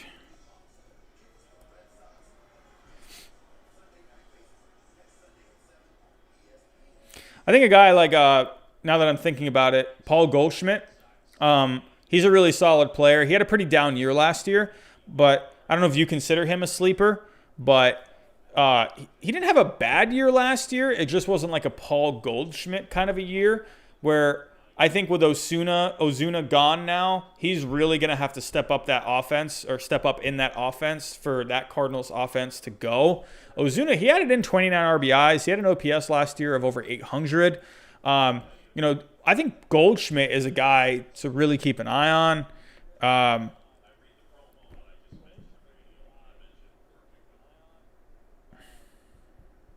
I think one guy a lot of people are picking. I don't think he's going to. Trey Turner. He's a sleeper pick among many. He gets a lot of stolen bases. He hits for average. He can hit for a little power. I think Trey Turner's a fun player. I don't think he's going to be winning an MVP though. I don't know. I'm trying to think of some other people. I think Trevor Story maybe. I don't know. I don't know. I don't know about Trevor Story. I think Nolan Arenado would get more attention over Trevor Story. I don't know. You could see maybe someone bust out. I don't know. Maybe I don't think a Max Muncy would win it. One guy I would like to say, if Max Muncy does go down with an injury, I would look out for Edwin Rios. Edwin Rios, the guy had really good advanced numbers last year. He had a really good season in the minor leagues last year. He's just blocked. So he had a really good summer camp. Look out for Edwin Rios this year. I mean, I don't think he's going to be winning an MVP. And who else? I mean, there's Javier Baez. Javier Baez, to me, I think guys that win the MVP, I think they need, at the minimum, they need to be just fine on defense. Like someone like Mike Trout, he puts up ridiculous offensive numbers to where his defense is really just average. There's really not much about Mike Trout's defense. Yeah, he'll make a couple of highlight reel kind of plays out there in the outfield from time to time. But overall for Mike Trout, his body of work in the field is really just average. I think over the last 3 years, he's averaged negative defensive runs saved in the last 3 years. So, but not like a lot. But yeah, I can see a guy like Javier Baez where he's really, really good in the field. I mean, the guy is a wizard defensively. Just offensively, he's very good. I think he needs to get on base more. That could be a guy. Yeah, absolutely. And even like guys like Cy Young candidates, I'd look at someone like Luis Castillo on the Reds. The guy has great stuff, good strikeout numbers. That could be a guy. Brandon Woodruff could maybe make it into that kind of conversation. Even a guy like Adrian Hauser could break out, behind him. Woodruff and Hauser had really good advanced numbers last year. I'm going to talk more about that in my video tomorrow. But yeah, I would say for those guys, definitely. And yeah, I mean, even in the American League, someone like Carlos Carrasco, he could, come back. That's a great story already as it is. So I mean, I think that would get some attention. But if he were to come in and pitch really well, I mean, that might be hard to, pitch better than Shane Bieber and Clevinger. And Clevinger, I have winning the Cy Young. But, I mean, someone like that, I mean, and maybe I'm being a little biased here, but maybe Nathan Eovaldi. Nathan Eovaldi, he had a really bad year last year. But in a short season, like I've said this a few times, you know what he can do in a short amount of time. 2018 playoffs, pitched phenomenal against the Yankees, great against the Astros, so good against the Dodgers, which he did eventually lose that game in that 18-inning World Series game. But he was a hero in that game. He completely saved the bullpen that game, and the Red Sox were able to win that game and win that series in 5 games. Nathan Eovaldi is a guy who, to me, is a sleeper for AL Cy Young. He was hitting 100 miles an hour consistently. I don't know if he's going to have the strikeout numbers. It's crazy that a guy that like him that throws so hard to where I don't know if he's going to have those strikeout numbers for it. But I think he's a guy that could have a really solid year this year if he just stays healthy. Yeah, those are all the sleepers that I'm kind of coming up with at the moment. But yeah, good question.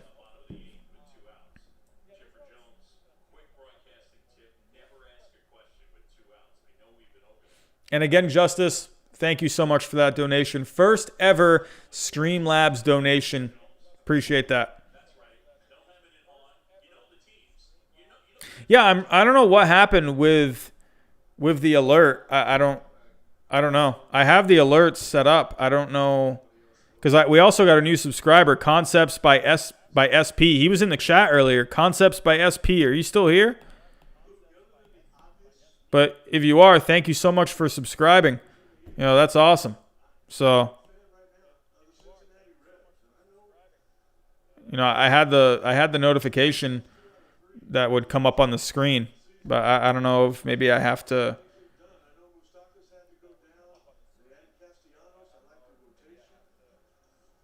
like unlock something. I don't know. I'm gonna have to figure this out. Like I said, Streamlabs on the app. I'm just a little kind of lost on it. So, I'd say this stream is going a lot better than it was on Wednesday or Thursday, sorry. But this seems like it's a lot more just, organized and structured. But again, I'm really going to have to figure out just how to get all these donations to work. Hopefully when I get this camera when I get my laptop, everything is just going to be really smoothed out. So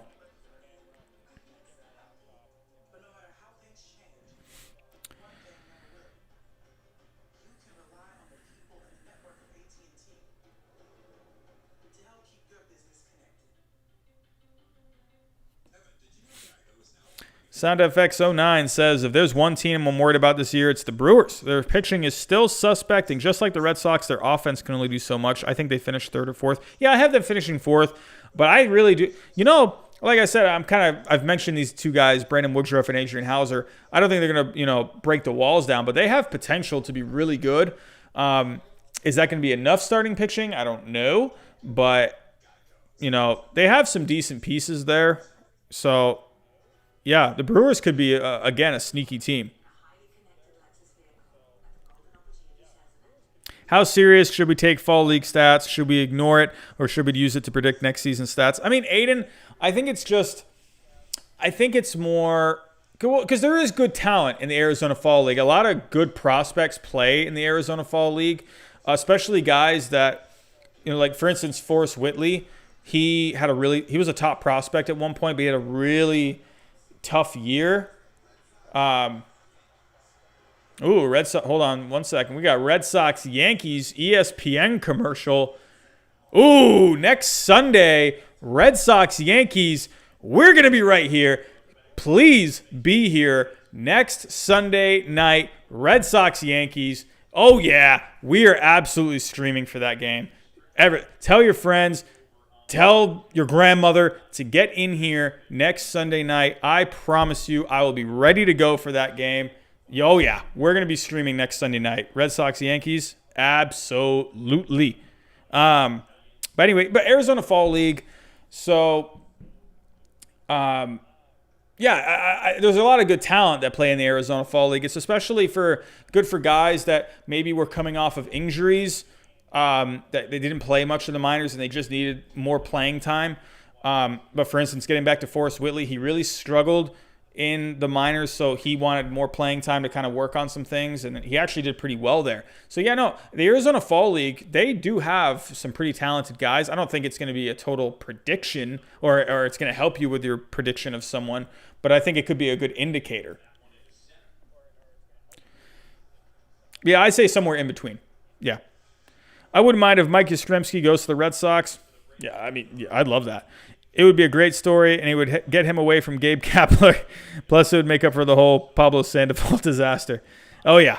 Jack Storm, I agree. I would love to have Mike Yastrzemski. Oh, my goodness. I think that would be very difficult to get him. But, how crazy would that be if he came to Boston? That would be crazy. Do you think the Angels will make the playoffs? Jacob, I think in an 8-game playoff for the American and the National League, I think the Angels will make it. For the regular format with the division winners and the 2 wild cards from each league, I don't think they were going to make it. I don't think they had enough pitching. I think their offense should be enough to get them at least the 8th seed, I would imagine. So, yeah. Is this actually the game or what? Yes. This is the game. We're getting close to the end here. Can they just go to the bottom of the 9th? Like, do we really need this? Anyway, I'll be here for the Sox game. Jacob, yes, be here. We're gonna Red Sox on a Sunday night baseball live stream. We're gonna be all over it.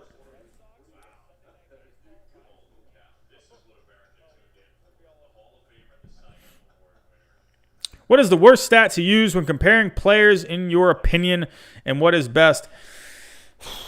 I say for hitting, I'd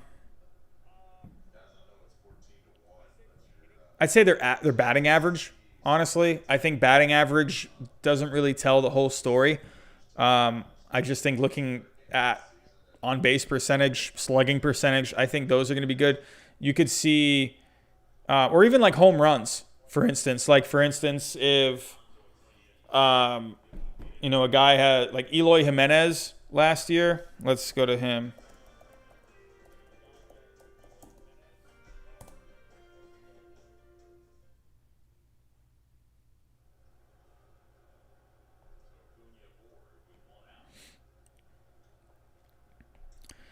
So, for instance, last year, Eloy Jimenez, he had 31 home runs, but he only had an on base of 315. So he did have an OPS of 828. So that means his slugging was higher, was high enough to make his OPS be pretty good. But Eloy Jimenez himself just didn't get on base much last year. So to me, if I were to look at the leaderboards for last year,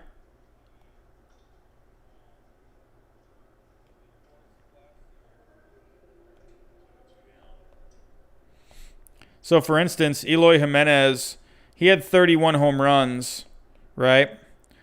So, but for instance, Mookie Betts had 29 home runs. I mean, who would you rather have, Mookie Betts or Eloy Jimenez? So, home runs I don't think are the end all be all. I mean, sure, it's nice when they can hit some homers, but yeah, I mean, like Jorge Soler had a really good year last year, but I mean, was he an all-around great player? Not really. He wasn't really good in the field. So he was a designated hitter a lot. But, I mean, yeah. I would say like home runs and batting average. I think you really need to look at on base, slugging, and, yeah, overall. And OPS, of course. So OPS really tells a lot about a player.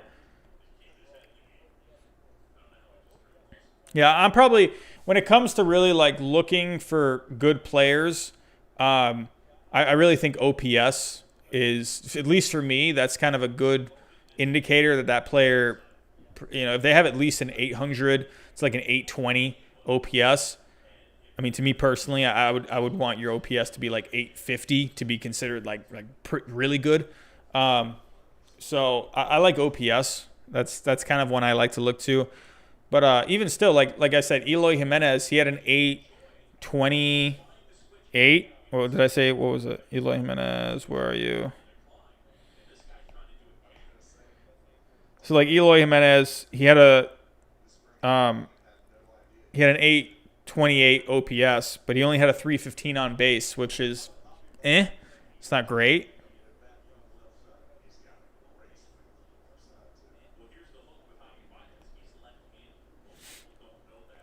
Which team do you think will be the first to beat the Dodgers in the NL West? I think the Padres. Well, let's go take a look.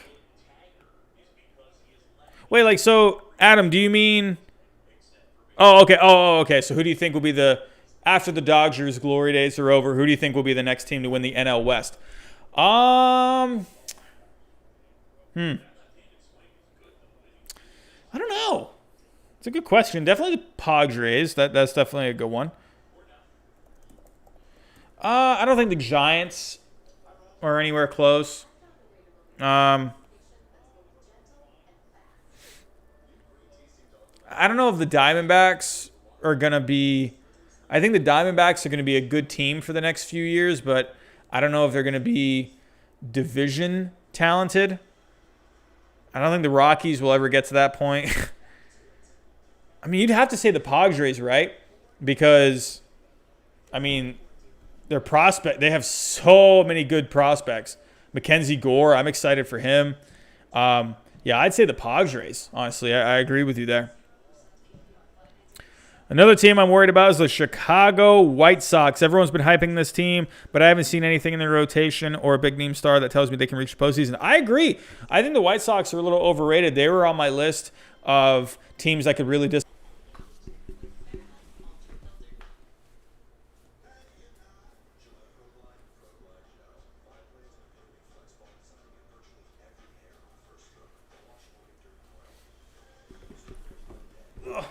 Whoops, sorry guys. It looked like I was getting a phone call. So that's one of the downsides of having a phone is you're recording with my phone. It's because I got a phone call and it interrupted the live stream. But we're back on now.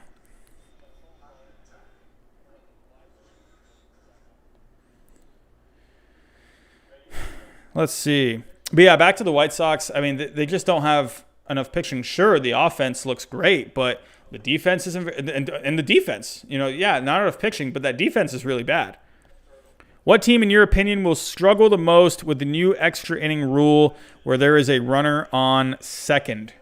I mean, let's take a look at some bullpens.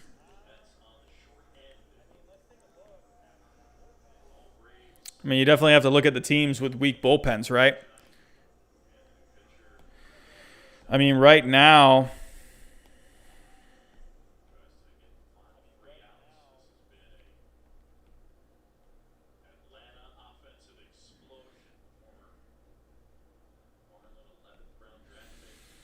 I am a little worried about the Cubs a little bit. They lost Steve Cishek and Brandon Kinsler. I mean, that bullpen wasn't great last year, but then they lost a couple of their pretty good pieces. The Phillies, I don't know. Like, the Phillies bullpen is kind of weird to me. I don't really know. I mean, they got Neris, but yeah, I don't know. I mean, the Rockies, I mean, they did have Oberg, but Wade Davis was really bad last year. Getting back to the White Sox don't have a great bullpen. I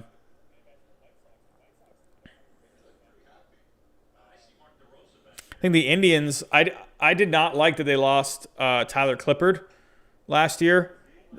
He was really good for that bullpen. He went to the Twins.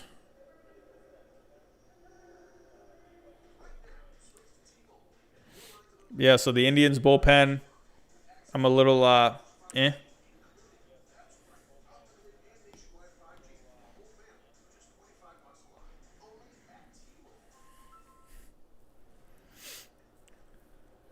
And which team will benefit? I mean, really though, like, can any team benefit from that? I would honestly say, oh, okay, I see what you're saying, like from the offensive side. Well, then you got to look at the teams that are kind of weaker in. Whoops, my game just completely shut off.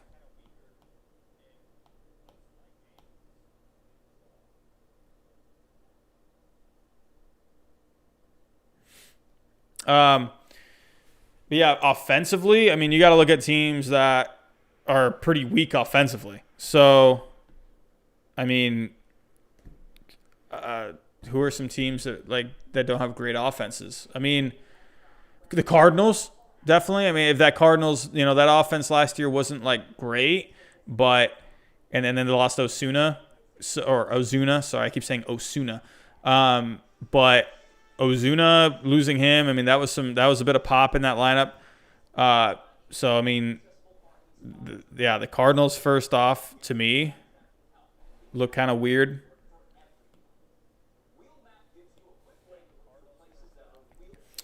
I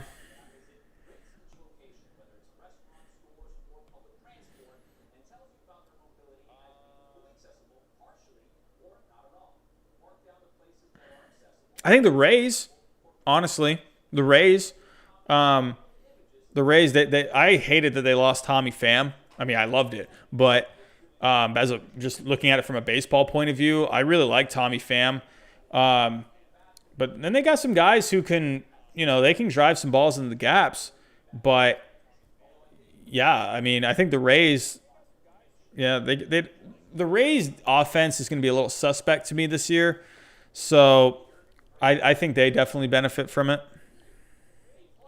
I'd notably say Cleveland because Brad Hand has been anything but handy. The Angels don't have any good closers. Yeah, the Angels, that's a good one too.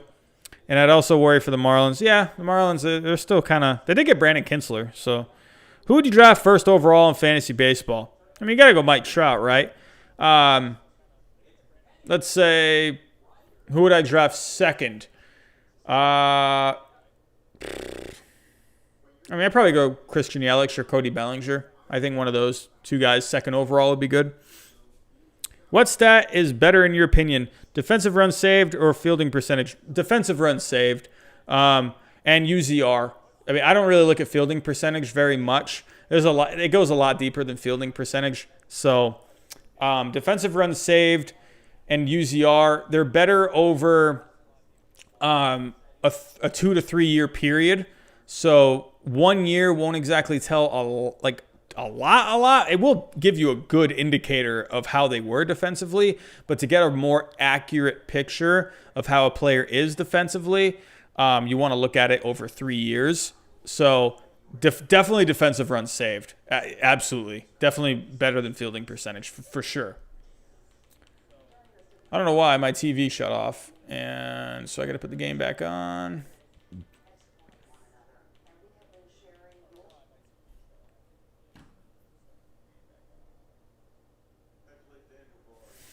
Well, this game's pretty much almost over. All right. Worst trade in the last 3 years. I mean, I don't know.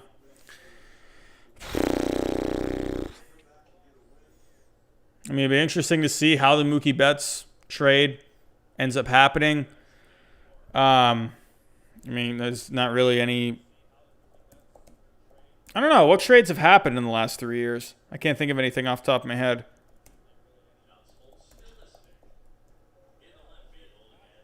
There's a base hit. Keeps this game going. Let's see. Let's go over some trades that have happened in the last couple years.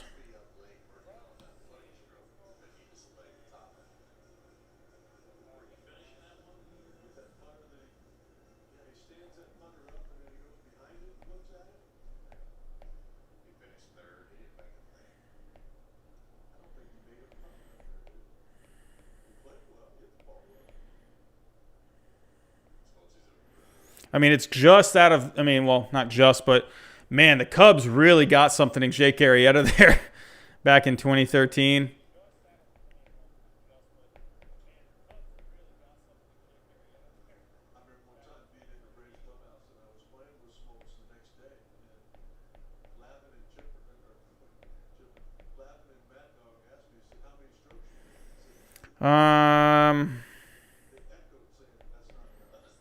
I don't know. Have there really been like any bad trades in the last few years?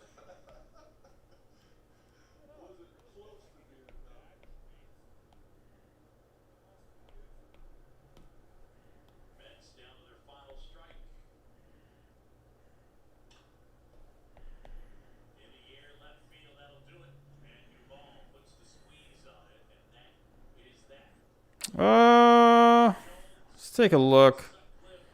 Overrated. Okay,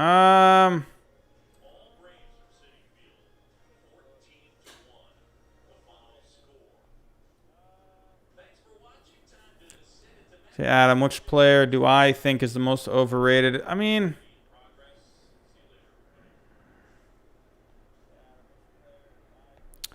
kind of just looking through some players now. I don't know why. I'm having a tough time coming up with this at the top of my head. I mean, lately, Giancarlo Stanton. I mean, only lately, though. I mean, obviously, the guy has the power, but he's just been dealing with, like, you know, a lot of injuries in the last couple of years. He just really kind of stunk in the playoffs for the Yankees a couple of years ago. I mean, I don't know if I'd call him overrated, though. I mean, the guy can hit a ball to the moon. I think Yohan Moncada is an electric offensive player, but he does strike out a lot, and his fielding's not very good. I'd say at the moment he is a little overrated. I don't know, but he does put up numbers, so like I don't know if that really counts. I just don't like him defensively, and I think he's just a bit too aggressive at the plate. I really like those strikeout numbers to go down. I think a lot of people say Aaron Judge is overrated, but I think Aaron Judge is phenomenal. He's so good on defense. Aaron Judge is so underrated defensively. I hear a lot of people talk about Jonathan Villar a lot, but defensively he's so bad. I don't like Jonathan Villar at all defensively. I hear about his offense and stuff all the time. But yeah, not really much there. Can you call Bryce Harper overrated? I think he's, for the most part, pretty solid. I'd just like him to be a little more consistent year to year. I don't know. I've never been a big fan of Manny Machado. He definitely wasn't worth that contract last year. That's for sure. I don't know. Look at Starling Marte. That's another one. Just not good defensively. He can hit, but he's just not good in the field. I mean, Carlos Correa is good, but he's just never healthy. Trying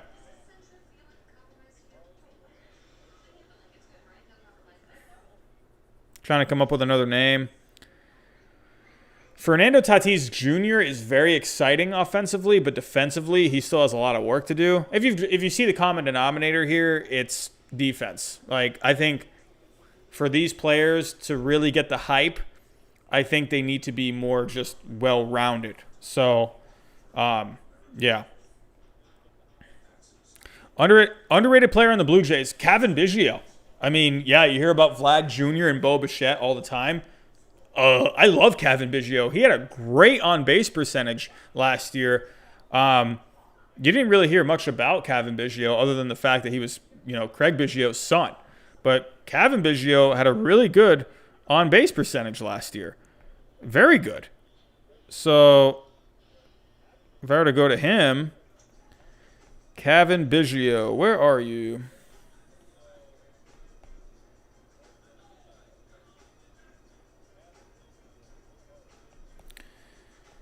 Cavan Biggio had a 364 on-base percentage in his rookie season. I mean, that's pretty good. Keon Broxton, I mean, great glove, but not so great bat. Let's take a look.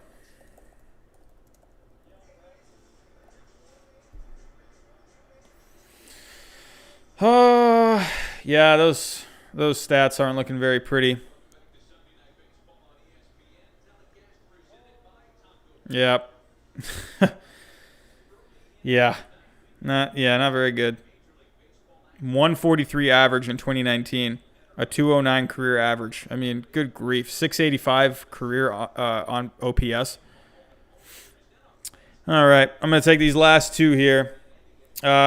Most and least competitive divisions. I'd say the most competitive is the National League East. Easily. I think each of those teams, I think 4 of those 5 teams can win at least 30 games. And the Marlins, I don't think, will be too far behind. Least competitive, honestly, I would say the AL Central. I mean, you got the Tigers and the Royals. Like, that's easy pickings right there. I think the Twins are going to run away with that division. Maybe not run away, but I think they should win that division.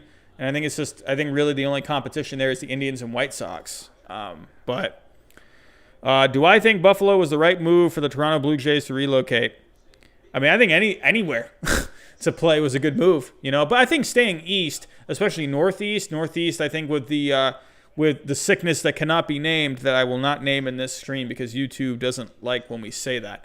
But they're staying east, so I think that's going to be good. They're going to be close to New York, close to Massachusetts, so near Baltimore. I think that was a good move for them. I know others were mentioned. Chris Davis. I mean, did he fall off of a cliff? Let's take a look.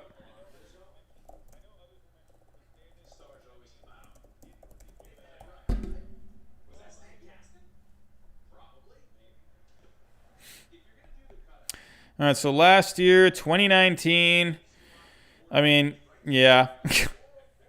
Yeah, he was really bad in 2019. Yeah, 12 homers, 179 average. Oh, good grief, 601. Yeah, Chris Davis, man. I think we're very far removed from the 50 home run season that Chris Davis had. All right. Yes, Aiden. Thank you very much for joining. But yeah, that's all I'm going to have for tonight, guys. Hey, it's been a really nice 3 hours. Honestly, this time flew by. Yeah, just talking some baseball here with you guys. I can't believe it's already 10:30 at night. So, but yeah, that's all I got for this stream. I'm probably going to do another stream Wednesday. That's going to be, I think, more of a news-focused show. I'm going to go over division by division, kind of go through each of the scores and yada yada. I think there is a game on Wednesday night, so I'll probably have that on. I'll be kind of watching that as we go. But yeah, join in Wednesday for our live stream. But yeah, got a couple videos coming tomorrow. So be on the lookout for videos this week. Live stream Wednesday. Definitely a live stream next Sunday. If you can, please share it with anyone that may be interested in coming. Definitely want to try and get a lot of people in that for, hey, Red Sox, Yankees live stream. I think that'd be good. But hey, that's all I got for tonight, guys. Thanks for joining. And yeah, have a good night. See you later.